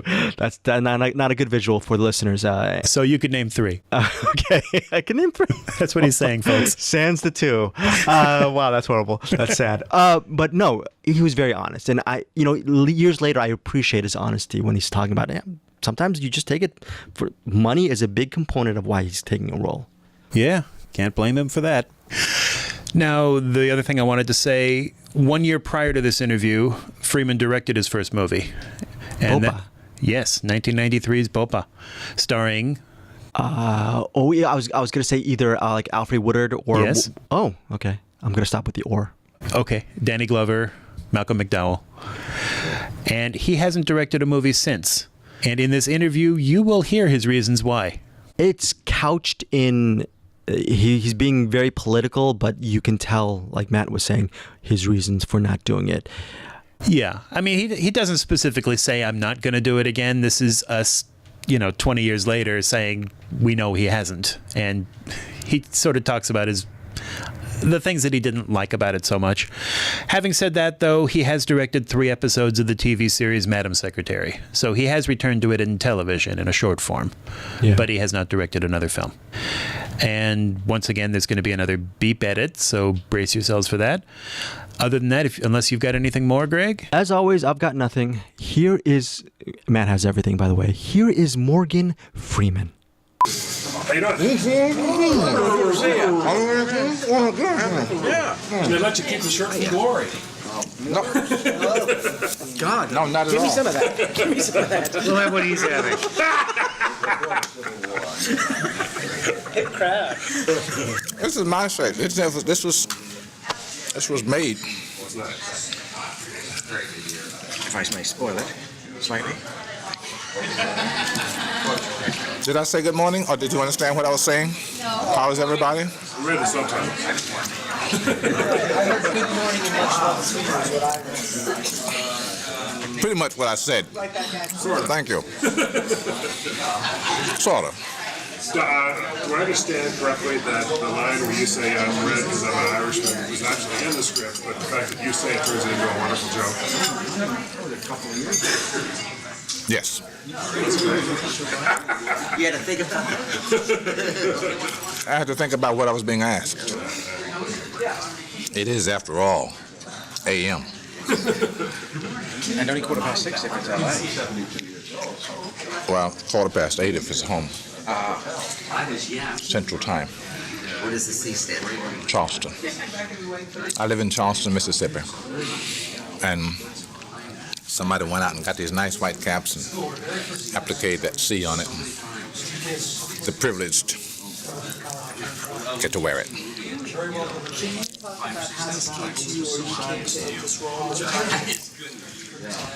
Came to me by way of William Morris, the way things generally do. And I leapt at it. I clawed it with grappling hooks. Told my agent, yes, let's do this. Because of the story? Because of, the story, the part, the money, the prestige, the glory, the all the good stuff. Now, you've done other prison films before. What was the difference with this one for you? Bigger part, more money, Castle Rock. I mean, just a whole litany of positive things here, you know. But I mean, sometimes it's not as if you played the same character in those other films, but sometimes people say, if I've been into one area, then let me leave that area behind. Yeah, no, I don't feel that way. The area doesn't matter. It's the nature of the character. It's the character I don't want to repeat. Now, the area, you can. I mean, I've done 4 prison pictures, and one of them I was a warden in. So. Can you talk a little bit about working with Tim? And Very little bit. was he part of the attraction? I understand it was the story and it was the character and the psyche of the At the time, at the moment, Tim wasn't involved. But he's one of my... I have a very long A-list of actors and actresses. If you ask me, who do you like, you know, he's high up on that list of actors. I love him. I think he's. Don't tell him I said any of this, of course, but he's. We're not even recording right now. So after you said yes to the project, and then it was determined that he was attached to it, I'm assuming that that made it even more. That made it even more attractive. Yes, of course. Yes. Could you talk a little bit about? Please don't tell him I'm saying any of this stuff. We're not even recording. Could you talk a little bit about the psyche and the character of Red, and you talk about leaping at it. Obviously, you were so hooked into him. What was it about him that made him? He's a lead. Oh yes. I mean, oh yes. What? He's a lead. He narrates the whole thing. He's the controlling character. That's it. I mean, how can you can't say, we want you to play a lead role. Oh, gee, I don't think I'm ready yet. But on a different level in terms of not the billing or anything, but just the endearing of the character to you more. Because I asked you that same question in Miss Daisy, and you gave me the same answer. I want a different answer now. In other words, you could have been offered the lead in a crappy picture. Would you? You wouldn't have taken it. No. Same money. Yeah. I want a different answer. So there is no different answer, though. I don't have a different answer. But I think you did. You must. You're so funny. You do this every time. Do I? Yeah, you do. Well, that's something to be said for consistency, then, isn't it? Yeah, but I want to know a little bit about the internal workings of you and why you make. I keep trying to tell you what my internal workings are. Does it pay well? Yes. Is the script good? Yes. Is it a character that you like? Yes. Well, then take the job. What it is about him that you like, then? I mean, did you marvel at the fact that a guy has been in prison for 20, 30 some odd years and is like perfectly at peace? And the irony here is this guy can get anything for anybody else except his freedom. Well, no, I didn't. Those are the facts of the situation and the character, but they're not things that I think about taking the job. They have nothing to do with playing the character. That's the way things stand when you get into it. How do you play a guy who's been in jail 20 years? You don't. You just say the lines, and it comes out that he's been in prison 20 years. But how are you going to see a change in him? No, because you're never going to see him the way he was before he got in there. But do you ever wonder? I mean, most of us would think, hell, if I was in prison for 5 minutes, I'd be thinking, how do I get out of here? That's how you think. That's what people say. I'd never be able to do it. Horseshit. I mean, baloney. of course you'll be able to do it. I mean, you know, we do our best to survive whatever situation we're in. It just grills me when people say, it's a good thing I wasn't born in that day. I'd never do that. Pucky. Of course you'd do it. No, it's you. Have you been a fan of Stephen King's work? I have to say yes. I've seen, I don't know, maybe 2, 3 of the movies made from his books. Carrie, for instance. Yeah, I qualify as a fan. When you're looking through this laundry list of reasons why you want to take a project, Morgan, were you at all concerned that although all this good stuff is there, you are dealing with a director on a fairly important and complex project who doesn't have much of a track record? Now, we know he did a good job, but going in, were you worried about it? You have some concern, but not overly concerned because I'd just done my own first feature. So, this Turnabout's fair play, right? Turnabout's fair play. Very well put. Yes, exactly. Yes. Go in the morning, do the job, leave in the afternoon. Forget about it. You know, you're directing it. It's with you 24 hours a day for 1 year.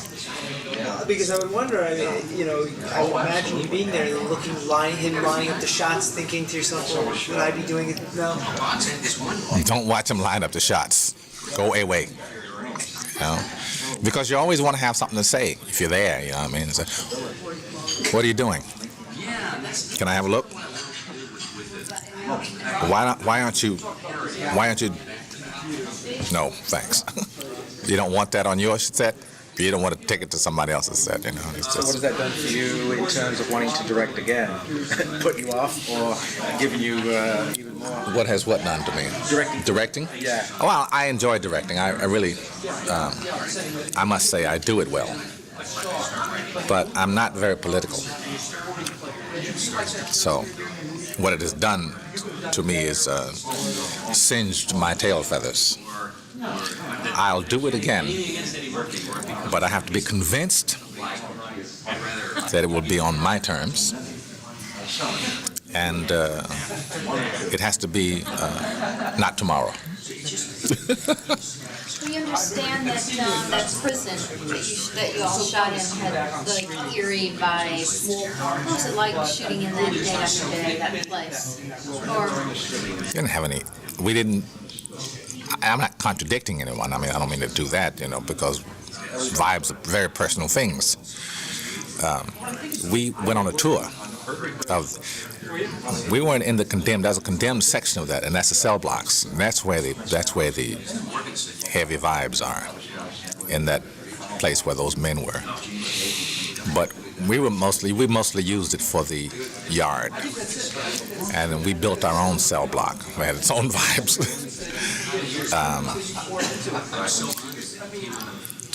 Working in an abandoned prison is, you just have a set. Working in a live prison is, I find, heavy.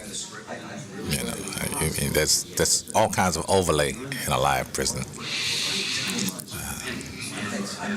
So were you almost praying that they didn't give you a live working prison to be in for this? Or? I'd as soon never set foot in a live prison again.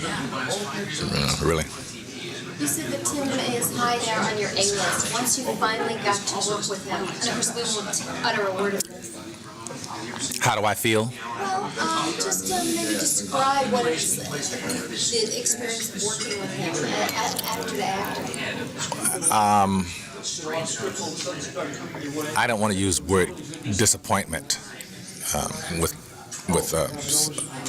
but a lot of things that I thought he should have known, he didn't know. Well, what do you want? He's a yeah. He said the same thing about Jessica Tandy.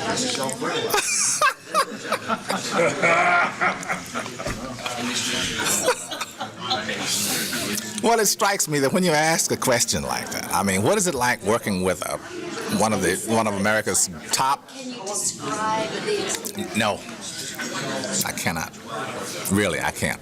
I mean, it's fun, but it's fun to work. So it's fun to work with other people who like to work, who like to do this sort of thing, who like play acting, pretending. Here's a movie with no women in it for however long months you're doing this movie. Are you complaining about that? What are you going to now? Were you getting me into something here? Do you think it might have been nice to have, you know? Yeah, if prisons were co-ed, it could have. It would have been nicer. You know, we could have maybe gotten into a couple of. We didn't have enough violence, so you know, why not add a little sex?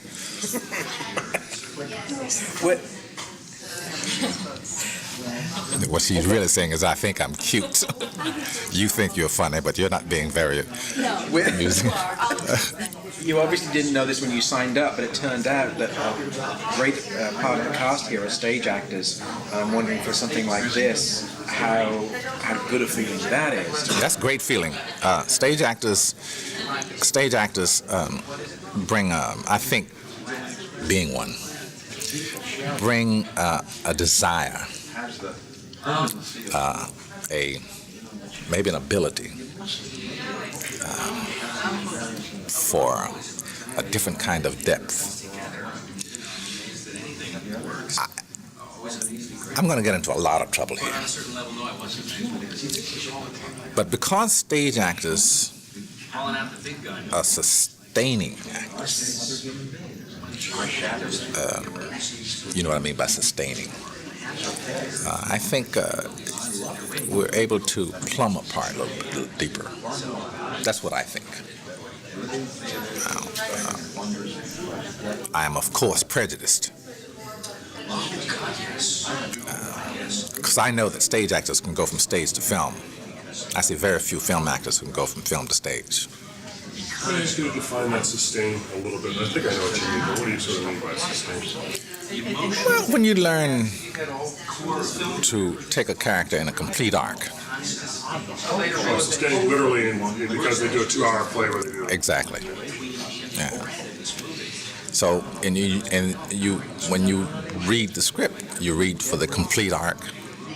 You know, and I don't know. I just think we're better suited for the work. When the script was presented to you, did it have any reference to Stephen King to it? So when someone eventually blurted out, "Oh, by the way," did you go, "Can't be"? Or... No, I didn't. No. A light surprise, but not the kind of unbelieving surprise, you know what I mean? I know Stephen King to be a very prolific writer, and I know that he has not been. He writes in a certain genre, but he's not relegated to that genre. And many writers. I mean, I'm not talking about Danielle Steele or Joan Collins. I mean, Jackie Collins. Talking about folklore again, you mentioned the singed tail feathers. Are we referring sort of to the marketing, distribution, or lack of it? Was that the problem? That too, yes. Mm-hmm. Because that was a good movie, but nobody got to see it. Thank you. You're very kind. When you say that too, in addition to what? In addition to the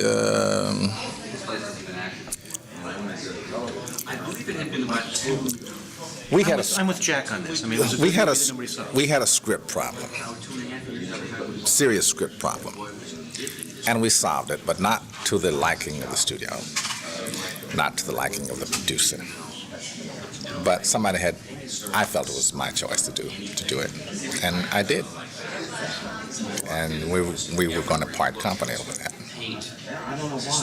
We didn't, but we did. We more or less just cut. So would this turn you off from directing? Yes. For a long time, or just for a while? Well, long enough for. I don't need to direct. Did you need to direct when you did? No, we were looking to see, you putting your foot in the water, you're testing the water to see, can I do this? When you're working, a lot of directors have big ears, I say, you know. You can sneak in behind them and make suggestions and talk about shots and characterizations and just throw ideas all over the place. And some want them and listen to them, and some don't. And finally, one says to me, "Why don't you direct? You have all these great ideas." I said, "Gee, why don't I? I mean, can I do it on my own? Or I'm just one of those guys who can edit." You know, read someone else's story and say, "Oh, if you just take this out, this will be fine. You can't sit down and write it." So I found I could actually do it from start to finish and do it well, but I have trouble playing the other game, the political game, one where the studio's calling and saying, "What are you doing?" Did you know that part of the game existed when you took on the directing? You kind of know it exists, but you know, I don't get too much involved. So you didn't know it to that extent? I didn't know it to that extent. I mean, I know it. When I was doing Brubaker, we had another director, Bob Rafelson, and it got to be a big fight between him and Universal, so he was off the picture, and we got another director. I know about that because all that kind of happens, but you know, think of yourself as getting involved in that sort of thing. You know, he was very serious about how he wanted to be, and I discussed it with them all, and had been given a green light with his provisos. So they reneged. So did that whole experience then, does that now change the way you look at people who direct? I mean, is there a little bit more, I mean, not that you're hard on directors, but I mean, do you look at the director's job in an entirely different way now when you go on to a project? No, I know the director's job is, I mean, as far as he or she relates to me, is still the same.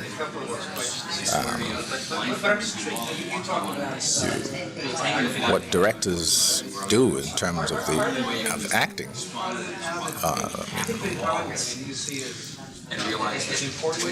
the best. Less flexibility on the dialogue. Less flexibility, period. And that's for some. I can't say that's true for all. You know, there are some directors who are able to change hats. The director comes on the set and the writer is banished. But there aren't many. Obviously, you want to be part of a film that's good work. Not necessarily. I don't much care about that.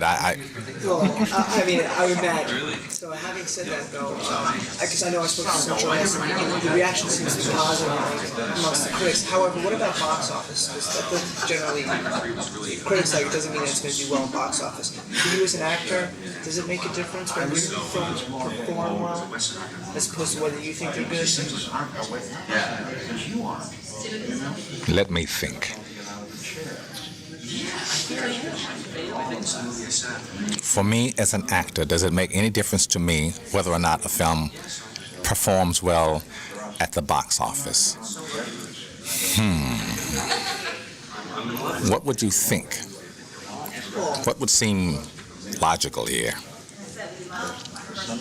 No matter how good you think you are, or the world says you are, there's a difference between talk and action. And it is the action that really makes your point. So if you tell me, "My goodness, you're great," no, I won't see the picture, but I always know that you're good, I'm out of work. So that translates to money talks, bullshit walks, is that it? Bingo. But for so many people, their next job is down to whether it was a box office success, irrespective of how good their work was. For everybody, your next job is down to how good you, because talks talk. Which is a bit pathetic, really, when you consider how many great performances people haven't seen in great numbers. Still, we all either pay the piper or we don't. Morgan, you work in an industry that epicenters in New York, Los Angeles, Toronto, or London, or whatever, and yet you live very far from the epicenter. Long after the fact. I'm sure people must ask you, other people like myself must ask you, why you made that choice, and B, obviously it hasn't hurt your career. No, my career is pretty firmly established, if I have one.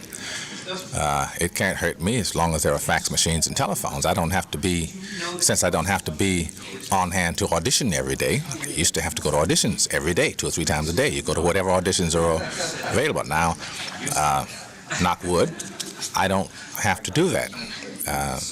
Things come my way. As soon as they stop, I may change locales again. So when you're not working, your life is very, very different than that of a Hollywood movie star or a Hollywood actor. I don't know. I don't know how the rest of us live. I find most guys work a lot. I have periods that I can work for sustained 2 or 3 pictures, but that's not often. Generally, I don't work much. Because you don't find things that you like? Because I don't find things that I like. Right. And I have all these toys. What do you mean by that? I have all these stories. Toys? Oh, toys. Yes. I thought you said stories. Take the headphones off. Take the headphones off. I'm trying to hear you. All right. Take the headphones. Okay. Toys. Yeah. So. Yeah. I have a sailboat, and I have 4 horses. So we invited him, and he wanted it. It's difficult to get by phone. Sail and ride. The winter I sail, the summer I ride. Are you far from the Gulf? Spring, summer, and fall I ride. Are you far from the Gulf where you are? Yes, I'm near the Tennessee border. Oh, Yeah. Yeah. All of the South is beautiful. Actually, it's a beautiful country. You know, it doesn't really. Would you consider doing a play again soon? Not soon, but yeah, I absolutely will do a play again. Have you got something in the works? King Lear. I'm sorry? King Lear. Can you? Is this scheduled? Is this penciled? No. Can you tell me a little bit about this and what company and where it will be? And New York Public. I'll do it at the Shakespeare Festival in New York. spring? It will probably be in the summer. I'll probably do it in the park. So you've been going to the Joe Papp book? You read that? No, haven't. No. Have you done Shakespeare before? Yes. Any particular play? Did I do in a particular Shakespeare play? Yes. Any you haven't done? Everything. No, a lot of them I haven't done, but I've done Othello and Coriolanus and Julius Caesar and The Taming of the Shrew. It was on about the mentality that someone adopts when they're in prison. Did you do any research with any people at all? No, I don't think prisoners adapt any mentality except survival mentality, and whatever that is.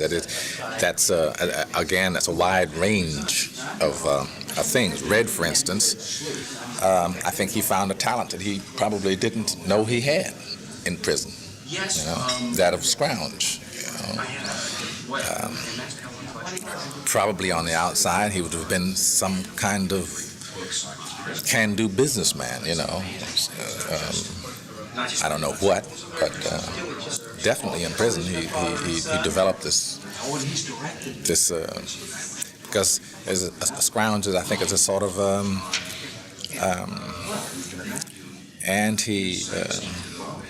sort of a radical, anti-establishment character.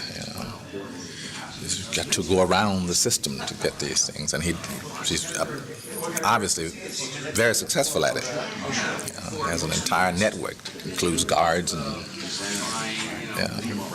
right. It's a character that's shown up in several prison movies. Well, of course, I think that character is a stable You know, it's one of the stable characters of prison movies or prisons, internment camps, prison camps. You know, it's always somebody. Did you think back to greatest James Garner? Of course. Yes. Yeah. When you're riding your horses and developing your sailboat, do you have time to do you sit back and reflect over your career and the longevity you achieved in this field that could be very tough? Think about maybe why, what it is, or if you're just happy.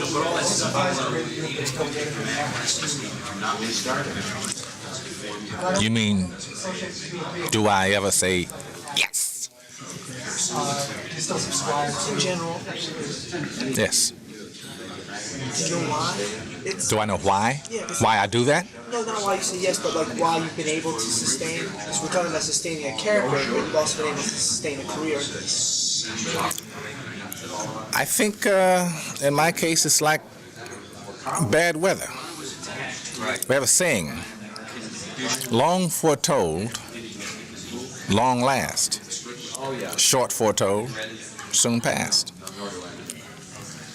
Does it put any pressure on you, though, when certain people write about you in prestigious publications suggesting you're the greatest actor in modern theatre? Does that say, oh my God, what do I have to do now? Or? No, your opinion of me is cherished, but I don't take myself seriously. I can't think of myself as the greatest. There's no such animal in any kind of, for lack of a better term, artistic endeavor. But if you had a son or a nephew or a young person that you were fairly close to who wanted to get started up in this business, what advice would you give them? Would you try and discourage them? No, I'm encouraging, but I have a grandchild and a son who are very interested in being in this business. I have to tell my son, you have to do it on your own, and it isn't easy. The work is easy to do, the work is not easy to get. I mean, very not easy to get. Oscar nominations are very difficult to get, but there's a lot of talk already about this. Where do your thoughts go when people start suggesting that? To see. Yeah. No pressure there? Just think of it? Or? Why think about it? Just the first time out, it's very exciting. The second time out, it's exciting. If it happens the third time, I think I wouldn't want to be under the pressure of it. If it's going to happen, I would like to let it happen. What is the best piece? Call me and tell me how it came out. What is the best piece of advice you ever got? Who did you get? Never look for trouble. Who gave you that advice? A man on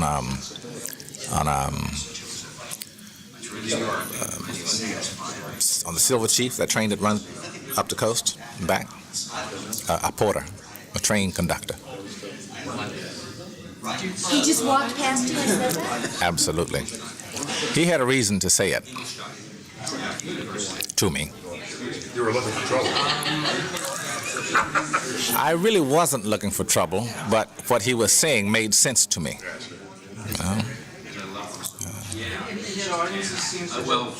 When you talk to young people, what is the single question a lot of them ask you, young people? They want to know from you. How did I get started? How did I get in? How did I get from Charleston, Mississippi to Hollywood? They want to know. And what is the single? Do you give them any advice at the end of the day when they talk to you? Say, Mr. Freeman, it's been really great talking to you. Could you leave us with some kind of something? Well, every day you have a different homily you can leave people with. There's never trouble till trouble troubles you. A journey of 1,000 miles begins with a single step. I mean, all this kind of stuff there's out there to say.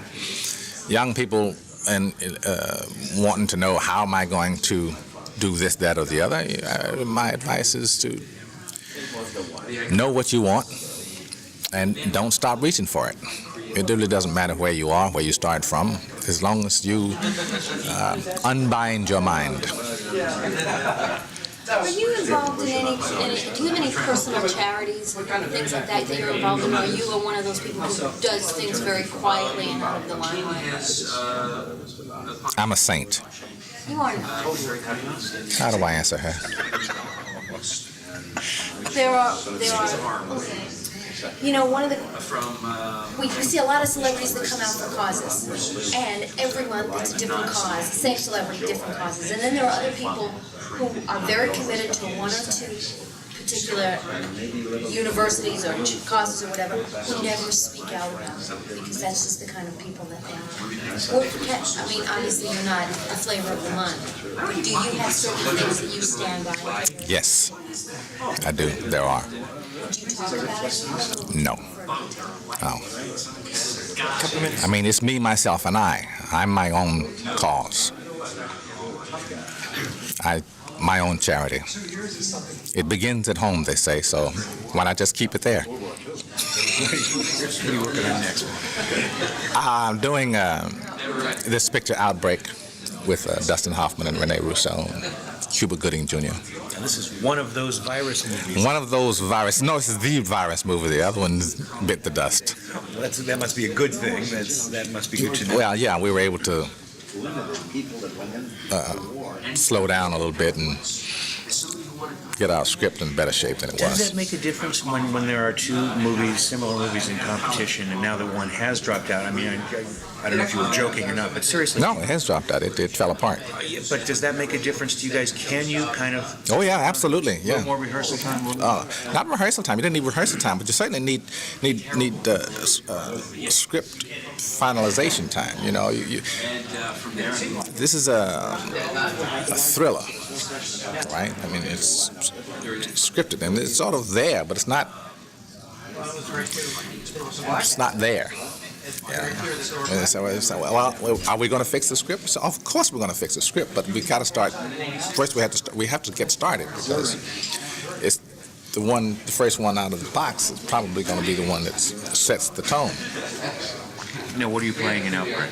What character? I play an army general who is involved in epidemiology and biological warfare. Are you a heavy in this? Do we find you to be a heavy? Are you pro-virus? I'm with the Army's biological warfare department, so I'm anti-virus, but I'm pro-weapon. There's all kinds of national security implications here, you know, because this is a weapon that anybody can carry around in a tiny little vial. And if it gets loose, we got to know how to stop it. So we got to know what it is. In order to know what it is, we have to own it. So we can expect a nasty death for you in Outbreak. Unfortunately, you can. We're ready. Oh, thanks a million. This guy's following me around, chasing me all over the place. So that Outbreak movie sounds pretty good.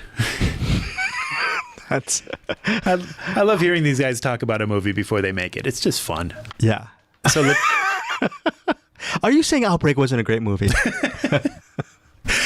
So my favorite line from this interview, yes. He said that living so far from Hollywood, quote, can't hurt me as long as there are fax machines and telephones. I still agree. This made me laugh. It's, you know, the interview is showing his age. If he said that today, he would have said texts and emails. But this was 1994, so it was fax machines and telephones. When's the last time you used a fax machine, Mr. Levitz? Oh. Or may I call you Matt? No, it's Mr. Levitz to you. My friends call me Matt. It's been a while. Been a little while. Yeah. So he talked about his plans to do King Lear at the Shakespeare Festival in Central Park in New York. That did not happen. I found an interview in The Guardian in 2000 where he talked about it. And he said that doing theater is a lot of work. Movies are easier. And he admits that he's gotten lazy and he doesn't want to work that hard anymore. You got to love his honesty. I just wish more people were like that. Yeah. Yeah. He also said that he has a son who was interested in being in the movie-making business. I can only assume he's talking about his son, Alfonso Freeman, who, among other parts, has had small roles in The Shawshank Redemption, Seven, Nurse Betty, and The Bucket List. But I'm sure that's just coincidence. Of course that's coincidence. And he does sound like his father, too. They have the same type of voice. He's had roles, too, that weren't in Morgan Freeman movies, but I don't know. Nepotism is great when it works for you. Oh, wow. Yeah, that's true. So, moving from Morgan Freeman, we have one more interview in this, what is fast becoming a marathon episode. It's a bit of a long one. We're going to wrap up now with 36 minutes with Tim Robbins. Okay, Tim Robbins was one of the stars of 1986's Howard the Duck, and that was it. We never heard from him again after that. That was his career. That was so cool. In an alternate universe. Wow, that's so amazing. No, he recovered from that. And so please go on. He definitely recovered. I really love this. I don't want to say this version of Tim Robbins, but this time for Mr. Robbins in 94, he was at the top of his game. The only thing I want to say in prep is that to get ready for this role, Tim Robbins spent some time in solitary confinement. Yes. I mean, that's dedication to acting. Yeah. So that's, of course, one of the first things that he's asked about. I'm guessing that probably happened at every table. Right. Because, people would latch on to the obvious story and then you'd lead with it. So that's how original we were. We would go for the obvious stuff first. Solitary confinement is another word for my dating life through the 90s. Just no one near me. Yeah. You were with a lot of women, but emotionally, it was like you were alone. I'm glad you're going to strike that one. So now, without further ado, because I'm sure we're going to have some postscripts from. Yeah. Okay, we are now for our last interview for The Shawshank Redemption. We have Andy Dufresne, aka Tim Robbins, aka Aka. ABC. Now I'm going to have to watch what I say. You have to watch your ABC. Watch this, That's why they won't watch that. The rest of us want it all. What's that? That's why they have editors. The rest of us want it all. Good song, please. So. Last table. How tall are you? Go right for the throat, don't you, Bob? Really deep philosophical stuff right away. I'm afraid I'm not going to answer that question. 6'4.5". So did you get a feeling that you've sort of been reborn into the 1940s? Oh. You mean Hudsucker? I hadn't thought about that.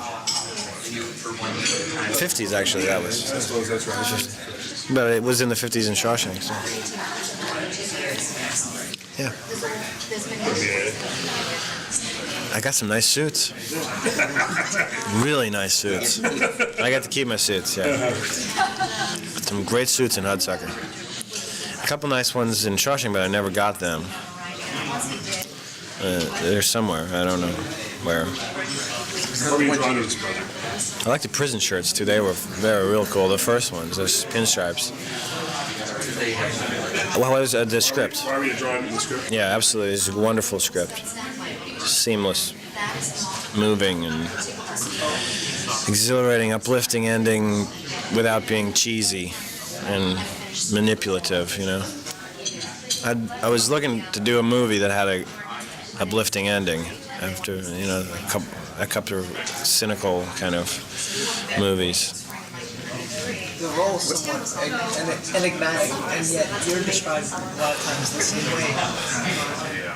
Is that a fair description? Yeah, that's fair. There he goes. That was an enigmatic answer. You did some research, prison-type research on this. How, obviously you felt it was necessary, but how necessary did you think it had to be to go through the experiences? Sometimes people, want to go all the way in their research. Other times they say, let me just take it off the page. And both are legitimate ways of working. I think that the key to all acting is a fertile imagination, and basically the reason why I went into solitary confinement was to give some food to that imagination and to get some clues as to who this person was. But I'm not going to pretend that my experience in solitary confinement was, earth-shattering or deeply disturbing, because I always knew I was getting out. And I was more there as an observer to hear the sounds and to listen to what people were saying and to get a feeling of the place. How about the feeling of knowing that this character was someone who had spent 2 decades in confinement for something that he didn't do? Well, that was easy because I spent the whole summer in Mansfield, Ohio. Are you lying?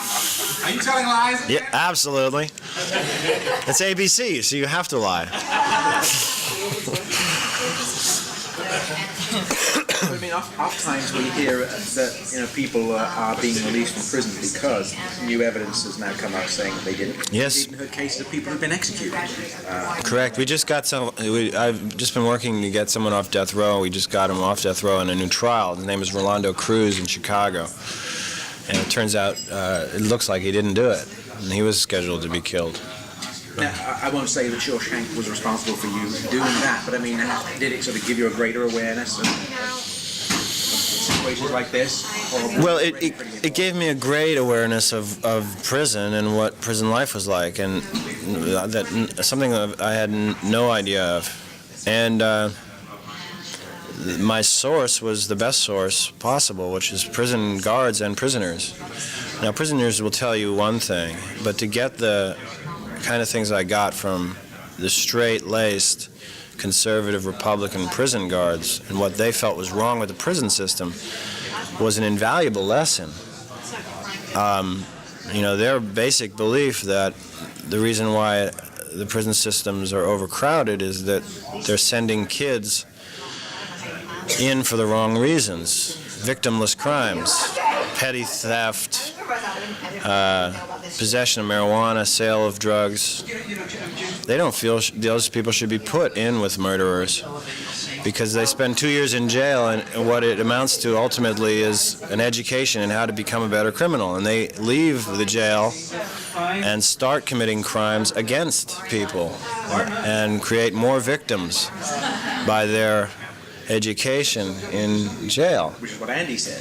So to hear a conservative Republican telling you that they should decriminalize marijuana because it would be beneficial to the prison system, it's pretty extraordinary and completely unexpected. And their contempt for politicians who come in and start saying we need more prisons and we need to get tougher on these people, because they realize it's just rhetoric. It's just they're saying it to get elected, and it has nothing to do with reality. Do you think it changes their relationship with the prisoners? No, I think that in order to be a successful prison guard, you have to remain distant from personal relationships. Some of them, there are certain prisoners that are called trustees who are short-timers or are going to get out soon, who are allowed more privileges than the people that are going to be there for a long time. And listen, I'm not an advocate of leniency as far as crime and punishment goes. I think that you should lock some of these folks up for their lives, that you should be real tough with criminals that commit crimes against citizens. But I got to say that to put a kid in for smoking pot with a murderer is a ridiculous thing to do. And the other thing the guards said that was illuminating for me was that most of these kids are in here because they're poor and they couldn't afford a lawyer. And they met their lawyer an hour before they went on trial. Bad luck, Would you choose a film like this, or any other film that you choose? Do you have a criteria of a certain list of things that the script or the people that are involved have to have, and then you greenlight it or not? And if that is the case, what is that? Well, I have, first of all, I read the script. But there's different reasons to do different projects, This one was the script. It was a first-time director, but, that shouldn't matter much because I've heard of people that have worked with very experienced directors that have produced terrible movies. So it's all a crapshoot. You never know. But you hope that the script is good. You hope the character's interesting. You hope the director's fantastic. And you hope the cinematographer is great. And the costumer. You just hope for all the best. You have the best wishes for it. And you put all your positive energy towards making something good. And however it comes out is always a crapshoot for me. I don't know why a film becomes a good film. It's just, luck. You had your first break in a first time on Sheldon, right? The first big break, yeah. You just finished, you're on Freedom of Yeah, Pret-a-Porter. Took me a while to learn how to pronounce it too. Shawshank, you got some weird I called it Pret-a-Porter. I have the worst titles. Hudsucker, Shawshank, Pret-a-Porter, IQ. What can you talk a little about your ongoing relationship with Robert Altman? I get a sense of a very talented mentor who's taken a good young talent under his arm. Do you feel that way? No, because he's never allowed me to feel that. Really? Because I heard him calling you the next Orson Welles and all this stuff. Yeah. Well, I hope I'm not, because Orson Welles couldn't work. That's true. No one gave him any money to do any films after his first two, so I hope I'm not the next Orson Welles. Part of what I like about Bob is his belief in each project being a new mystery. He never assumes that he's an auteur or a genius or anything, and can't work with people under those conditions. So when you talk to him about doing a film, he is the first to say, I don't know what your character is. You have to tell me, and we'll figure it out. I've never had a direction from him saying, this is the way you do this scene and that's it. And so therefore, I've never felt like he has taken this paternalistic thing with me. I've always felt and been made to feel as an equal, as a collaborator. Can you talk about the collaboration between you and Morgan? It was a really great experience, and I learned a lot from it. He's a great actor and a very giving person, and funny. We had some good laughs, and it was fun. What about the give and take? The actors' give and take business? Well, with some actors, you get a performance when they're on camera, and then they go off camera, and they don't give you the same thing.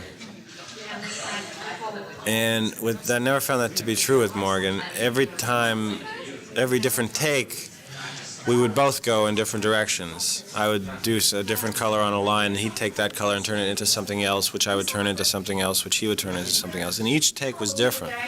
So in that way, it was a real joy. And he's one of those rare actors that is able to do that. So everything you get back from it is pure gold. Going back to Pret-a-Porter for just a second, are you a featured role in this or just a regular? I haven't seen it, so I really don't know. I'm in about 8 scenes with me and Julia, at least in the script I was. Me and Julia Roberts, and it's a story that you keep coming back to. Stays in the same location. Are you a fashion person? I could care less about fashion. That's my character. I hate fashion. I'm a sports writer, and I don't want to be in Paris. But my editor's making me stay there to cover a murder. And I don't know anything about murder either, and I don't care about murder. And I wind up in this room with this complete stranger, played by Julia, who's a fashion writer. And we fight. And because there's no rooms, and through circumstance, we wind up in the same room. Neither one of us will leave the room because we know that the other one will change the lock. So we both hate each other, and then we start warming to each other a little bit, and then we find ourselves in bed, and then we fight again. And then we find ourselves in bed again, and we fight again. And then at the end, we part kind of lovingly, realizing we both are married. It almost sounded like I Love Trouble. I wasn't sure for a second. Doing work like that with someone you already have an ongoing friendship with? Yeah, it was a lot of fun. Yeah, she's great. You also mentioned IQ. It's also nice because you know there's not going to be any of that weird other shit.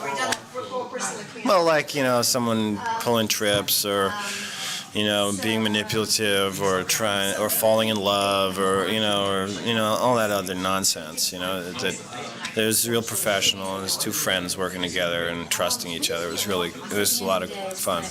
Yeah, it was a blast. You also mentioned... I think we came up with some good repartee too, I think. So you brought stuff to what? Yeah, we were both improvising throughout the whole thing. So, and she's a great improviser. She was right there. Every little curve I'd throw at her, she'd take it and go somewhere else. I don't think you've really seen her do this kind of thing before. It's really good. Now we've seen you do some of this in Bob Roberts. So I guess it will be interesting and different to see, you know, her do it, who has been so close to the printed page in previous films. Yeah, she ran with it. She took the ball and ran. It's like shortcuts in every Altman film. People just go on, just change their way of working, you know. Now, I was on the elevator yesterday, and I ran into my buddy John Bon Jovi, who said, "What are you doing here?" And I answered him, and I said, "What are you doing here?" And he told me he was working on a film for your film company. For Polygram, I'm not producing the film, but I know this film. See, I couldn't talk to him any longer because my floor came out. So He might have had a meeting at my office in New York. See, I have an office in New York, and Polygram uses it for casting sometimes. So he might think that I'm producing the movie, but I'm not. Because he told me he's here in Toronto because he's working on a movie that's your production company. My production company? See, he's a rock and roller. He doesn't know. Well, he's on Polygram, so He's working for Polygram, which is my production company. But I am a division of Polygram. Havoc is a division of Polygram that produces its own things. We're not producing anything right now. But my office in New York was used to cast this film called Moonlight and Valentino.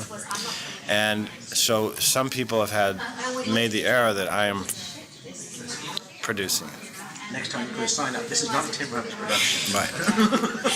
Well, it's fine. I'll take credit for it if it's good. You talked a lot about the hope in this movie, a prison picture that has a lot of violence in it.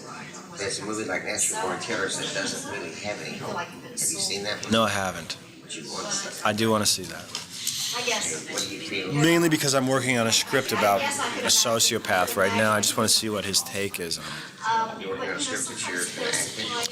I don't know if I'm going to act in it. I'm hopefully going to direct it. We'll see how it comes out. I'm adapting a book. Dead Man Walking by a woman named Sister Helen Prejean. She's a Catholic nun that counsels death row inmates in Louisiana, meaning she's the spiritual advisor for these folks that are going to die, and she works with them up until the moment they go to the electric chair. Dead Man Walking. You mentioned IQ in there earlier. Mm-hmm. Where are you in that? I am. Let's see. Where am I in that?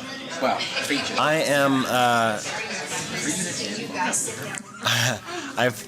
It's a romantic comedy, and I fall in love with Meg Ryan, and she falls in love with me.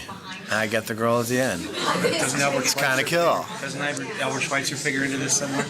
Albert Einstein. Einstein, excuse me. Mr. Walter Matthau as Albert Einstein. Yeah, how's that? He was funny. He's a funny guy. He was a real blast to work with. You know, there's some people that have lots of jokes, and they tell you jokes, and you go, oh God, here comes another one, you know. And, oh God, another joke. But Walter's jokes are really funny. I mean, in the way he tells, I mean, I couldn't wait for the new Walter Matthau joke. He was a blast. You describe what it's like to live with someone who's your buddy, and the give and take and how much you can invent. What's it like when that person is your gal and you and Susan working together? We hope to. We just don't want to do it for the sake of doing it. And we're looking for the right project, something that's important to both of us that we both feel strongly about. And that script hasn't come along. And taking the comparison of working with someone who you have a friendship with and someone who you have a love relationship with, can it be equally as fun? Well, I wouldn't know because I haven't worked with her since Bull Durham, so. Well, she was in, well. For a day. Yeah. Do you offer each other, do you work off each other in terms of ideas? Like if she gets a script and she reads it and says, well, I like it, but I'm not sure, and maybe do you have this nice sharing experience? Do you ever do that? Well, like any relationship, I think it's important that you share everything, and when a piece of material comes and one of us is thinking about doing it, we of course give it to the other to read, see what the opinion is, yeah. I'm always interested how people do that when you have two artists under the same roof, because I cover a lot of music. Many times, we'll talk to a singer and their significant other is a producer or a writer. And it's always that dynamic I find fascinating. Handle it. Sometimes they don't ever share it. Right. Sometimes they share it, sometimes too much. Right. Did you catch the activity video? I saw bits of it. What's your take on that? Because I know you're in touch with music. Uh-huh. Like, what is your take on the new generation of musicians in that whole aspect? I like a lot of them. I like Green Day. I like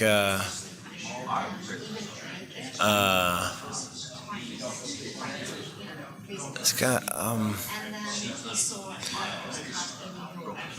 I liked Nirvana. I like because I figured it's kind of up your alley. It is, but I got to tell you, I'm also, I was heavily into slash rock, punk rock when it first came out, when I was young. I'd go see Clash concerts and listen to Sex Pistols, and I would, I was very into that.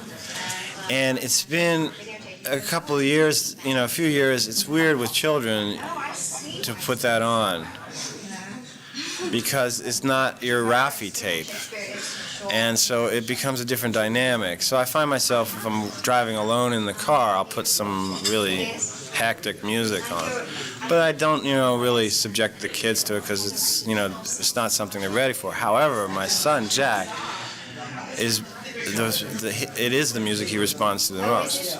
Punk rock is his. He's like, yeah, he's going like this, and I was so shocked to see that. There's a buzz already on this movie, Oscar talk.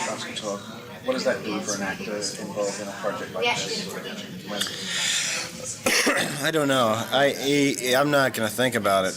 It's not something that's tangible to me, and it'd be an honor if I was nominated, but it's not something I'm expecting. So you don't put any pressure? Doesn't put any pressure on you at all? No, I don't want to hear about it. I'll shut up. I asked Mr. They were Freeman saying.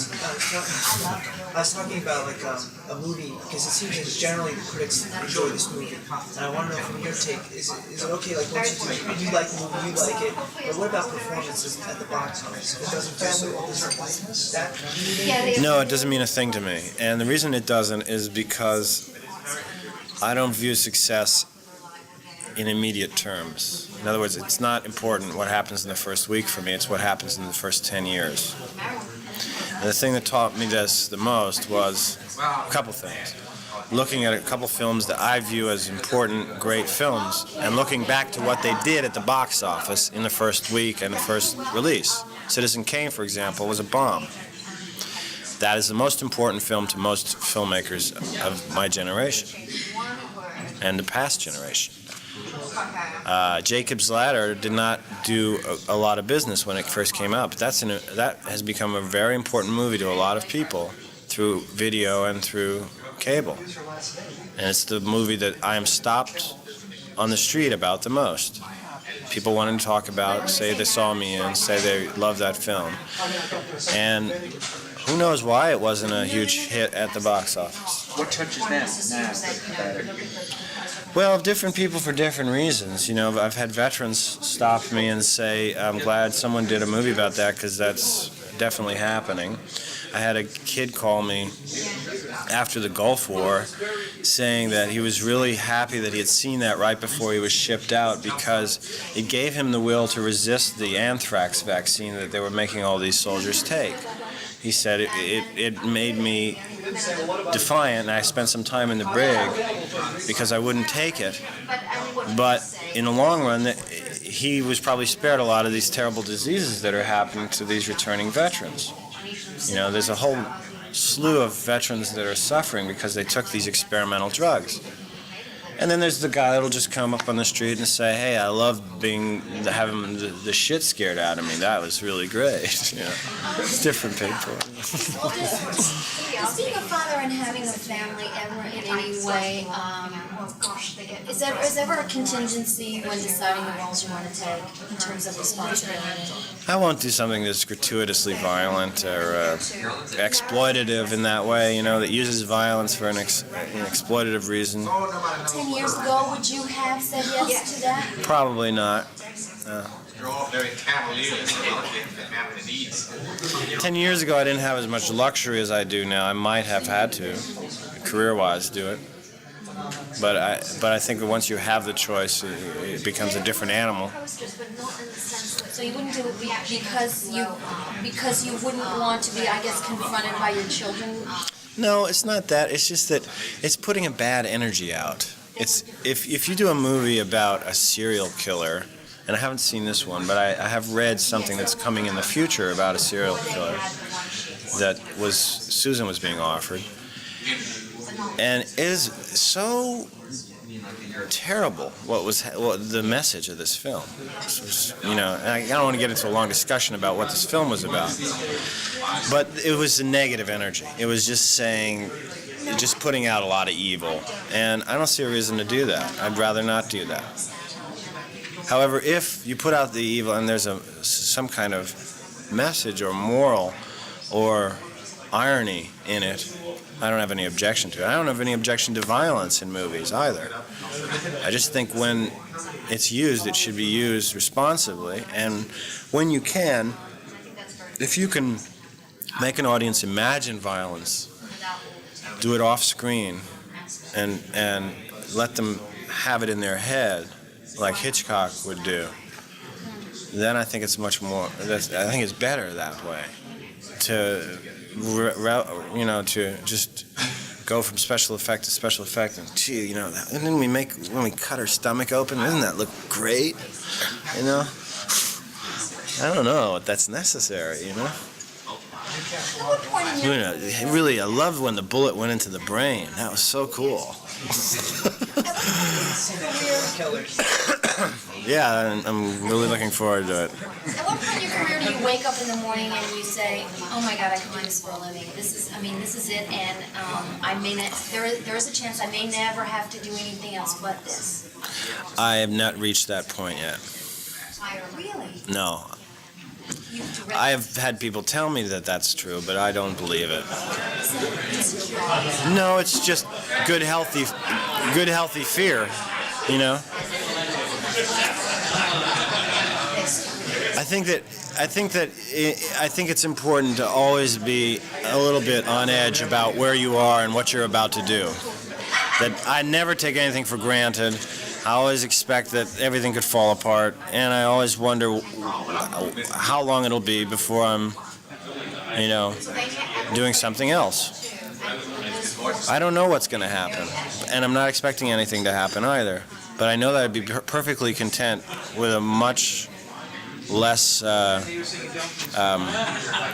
public life.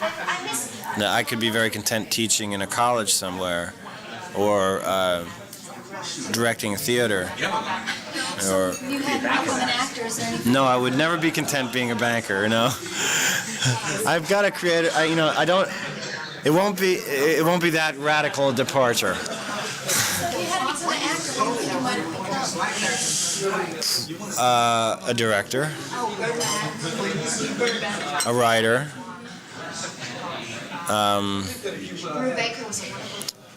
perhaps a musician.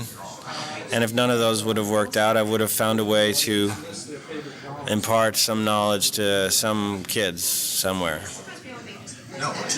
A teacher of some kind, yeah. And that's probably something I'll do in the future, at some point. Well, you are a teacher now, by virtue of father. Yeah. Yeah.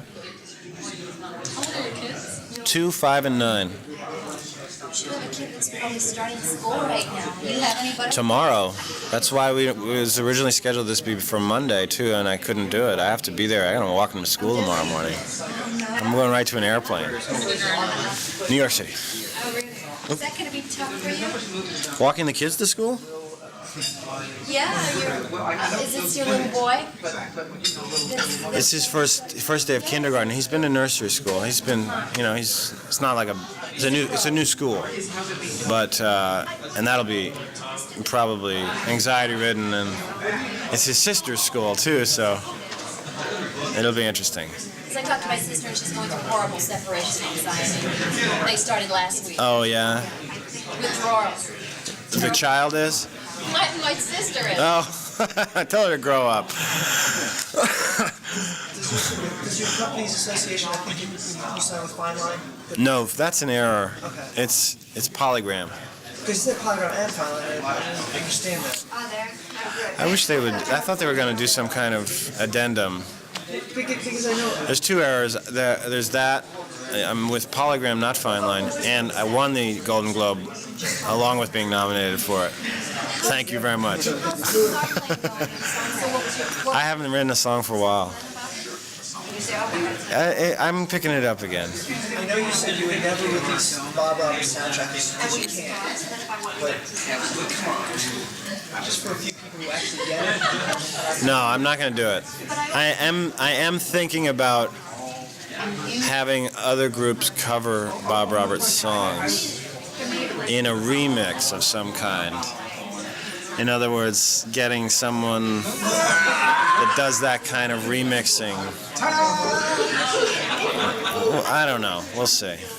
I'm not going to release the soundtrack. I think it would be a horrible slap in the face. It's like when Born in the USA was embraced by the Republican Party. Yeah. I certainly would understand that. That would be your reservation. Well, Ollie North. I got this great letter from these people that are doing a documentary on Oliver North, and they said that they were they were in a back room listening to a conversation about decisions being made on North's campaign. And they were talking about whether they should go on a bus across the state. And then one of the staffers said, no, it's to Bob Roberts. Great. I think the way the right has co-opted Forrest Gump, too. The what? The right has, yeah. Well, they had every right to, I gotta say. Yes. This is not a liberal or left-leaning movie. I'm sorry. I was really offended by that movie. Yeah, and the major reason it offended me was, at first watching it, it was like a hot dog. You watch it, eating it, it tastes good. But after I got out of it, I started burping. My memory just started thinking about that film. And the thing that really set me off at first was the John Lennon thing. I think that was really obscene that they did that. They used his image like that. It means a lot to people, much more than politicians. They can do whatever they want with politicians. I don't think that was fair either, but it didn't offend me like it offended me to see John Lennon being told the lyrics to Imagine by Forrest Gump. But on a larger scale, what really offends me about that film is the whole representation of the 60s. Again, in a film, here we have the 60s as some kind of aberrant time where weird-looking, long-haired freaks came in and acted weird for a while, and it wasn't at all embarrassing. And guess what? The one that the character that we follow that embraces that time period, guess what happens to her? She dies because she was out there living that life Of AIDS. of AIDS. In the book, it was a different thing. When he goes to give in his medal at the, he was actually going to throw his Purple Heart, and he was finding himself at that really, really significant protest. What happened in Washington, D.C. It was returning veterans, not these extras they hired for this movie that came off that bus looking like they just got out of a street of Berkeley smoking pot. It was these dignified returning veterans that came to Washington and said, no, we don't like your war. And that is when the peace movement really picked up steam and was given an incredible amount of legitimacy, because the veterans were now joining the protest. It wasn't just these privileged kids that were home on deferments or in college.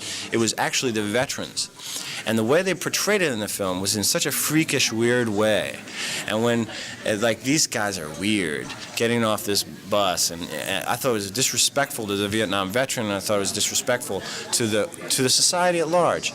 The 60s were, regardless of what the hairstyles were, whatever you want to think about sexual freedom or whatever, throw that all out the window for a second and just think that this was really the only time in the last 50 years that this government was affected by its people. Policy of the government was changed by the direct action of the people. This is significant in a democracy, and to portray it as this kind of loose-living, weird, kind of hippie thing is irresponsible, in my opinion. In the book, when he throws away his medal, you see how they avoid it in the movie, the feedback on the mic, and he's talking, and they completely avoid it with some kind of weird slapstick where this long-haired weird hippie girl is running back and, trying to plug it back in, and you can't hear what he's saying. Well, as I remember it in the book, what he does is he goes up there and he can't think of what to say except that he has to pee. And then he starts singing Dixie. I wish I was in the land of cotton, old times there not forgotten. A real tragic song about loss, about living in the South, about what your dreams are and being dashed by a war. A real ironic, poetic thing, completely avoided. And that's, for me, what he was constantly avoiding in that film, was the politics of it. And he was smart to do that because it's made, $250 million. But I guess, at first I thought it was a great movie, and then I started thinking about it, and it started bugging me. Hanks is amazing, I love his work. I think the performances are really spectacular. I just resent it because I can't. It upsets me every time I see this '60s revisionism of this weird hippie culture. That, gee, this wasn't even embarrassing that happened, And I gotta say also the larger picture, the whole idea of, listen, if you just ignore everything that's going on. If you live your life with blinders on, you too can be rich. So what did you think of Woodstock then? Oh, they shouldn't have done that. I don't think, Woodstock was I wasn't here, I was in Italy. I didn't really get what was going on. I didn't even hear what happened, but for me it was just a way to make money, right? Thank you very much. You're welcome. Good first day at school. Oh, thanks. Treasure the moment. I just took my daughter last week out to college on the way to Wisconsin. Oh, God. Oh, yeah. In a dorm room? Yeah. Leaving her in a dorm room? She's standing on a curb waving at you. Oh, God. Well, that was Tim Robbins, and this has certainly turned into a marathon episode. I think we've cleared 3 hours now. Really? Yeah. Wow. But hopefully it's all worth it. I mean, I think there's some great interviews here.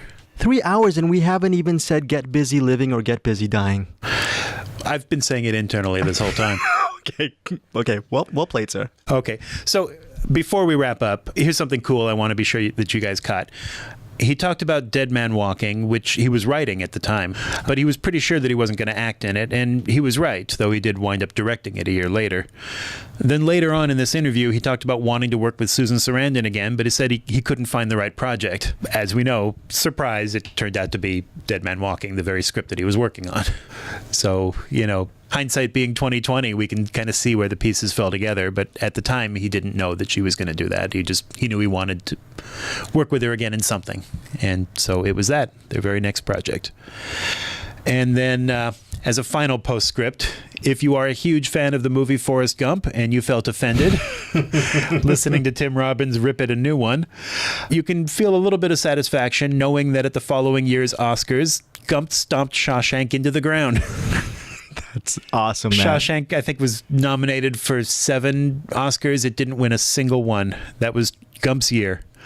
He had some really insightful things to say about the 60s, Tim Robbins did. Yeah. And also insightful things to say. This is an anticlimactic postscript on IQ, a movie featuring, he talked about Walter Matthau as Albert Einstein, and it starred Meg Ryan. I still haven't seen that movie. Oh, you're the only one. Everybody's seen that movie. Even more than Shawshank Redemption. Yeah, IQ has definitely persevered through the ages, hasn't it? It's persevered so much, listeners, that for our next episode, Matt, can you tease our IQ episode? No. Well, I can. That doesn't mean I want to. Well, this episode was episode 006. So that means our next episode is going to be 007.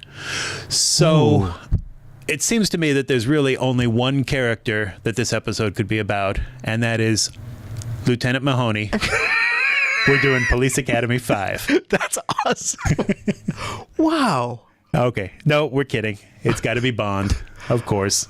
And the movie will be GoldenEye, which is the very first time that Pierce Brosnan played the role. Very cool. So we're looking forward to that. And before we let you go, of course, we've got our webpage we want to ask you guys to check out. If you haven't already, that is mattandgregpodcast.com. Our Facebook page is facebook.com/mattandgreg. And my social security number is 57... No, I probably shouldn't do that. Listeners, also, we really want your feedback on the show, the content of the show, our banter, our lack thereof. Just we want that kind of, a big part of us doing the show is we're trying to get busy living. Like the Shawshank reference, I think. Do you remember the Shawshank reference? No, I'm in Bond world now. I don't even remember what this episode was about. So we're going to drink a martini right now, but the most important thing is we want to hear your dialogue and feedback. Yeah, please let us know whether you want to hear more of me or if you want to hear less of Greg. Either way. So, without further ado, Matt, send us off. Bye. Talk to you guys later. We now return you to your regularly scheduled lives.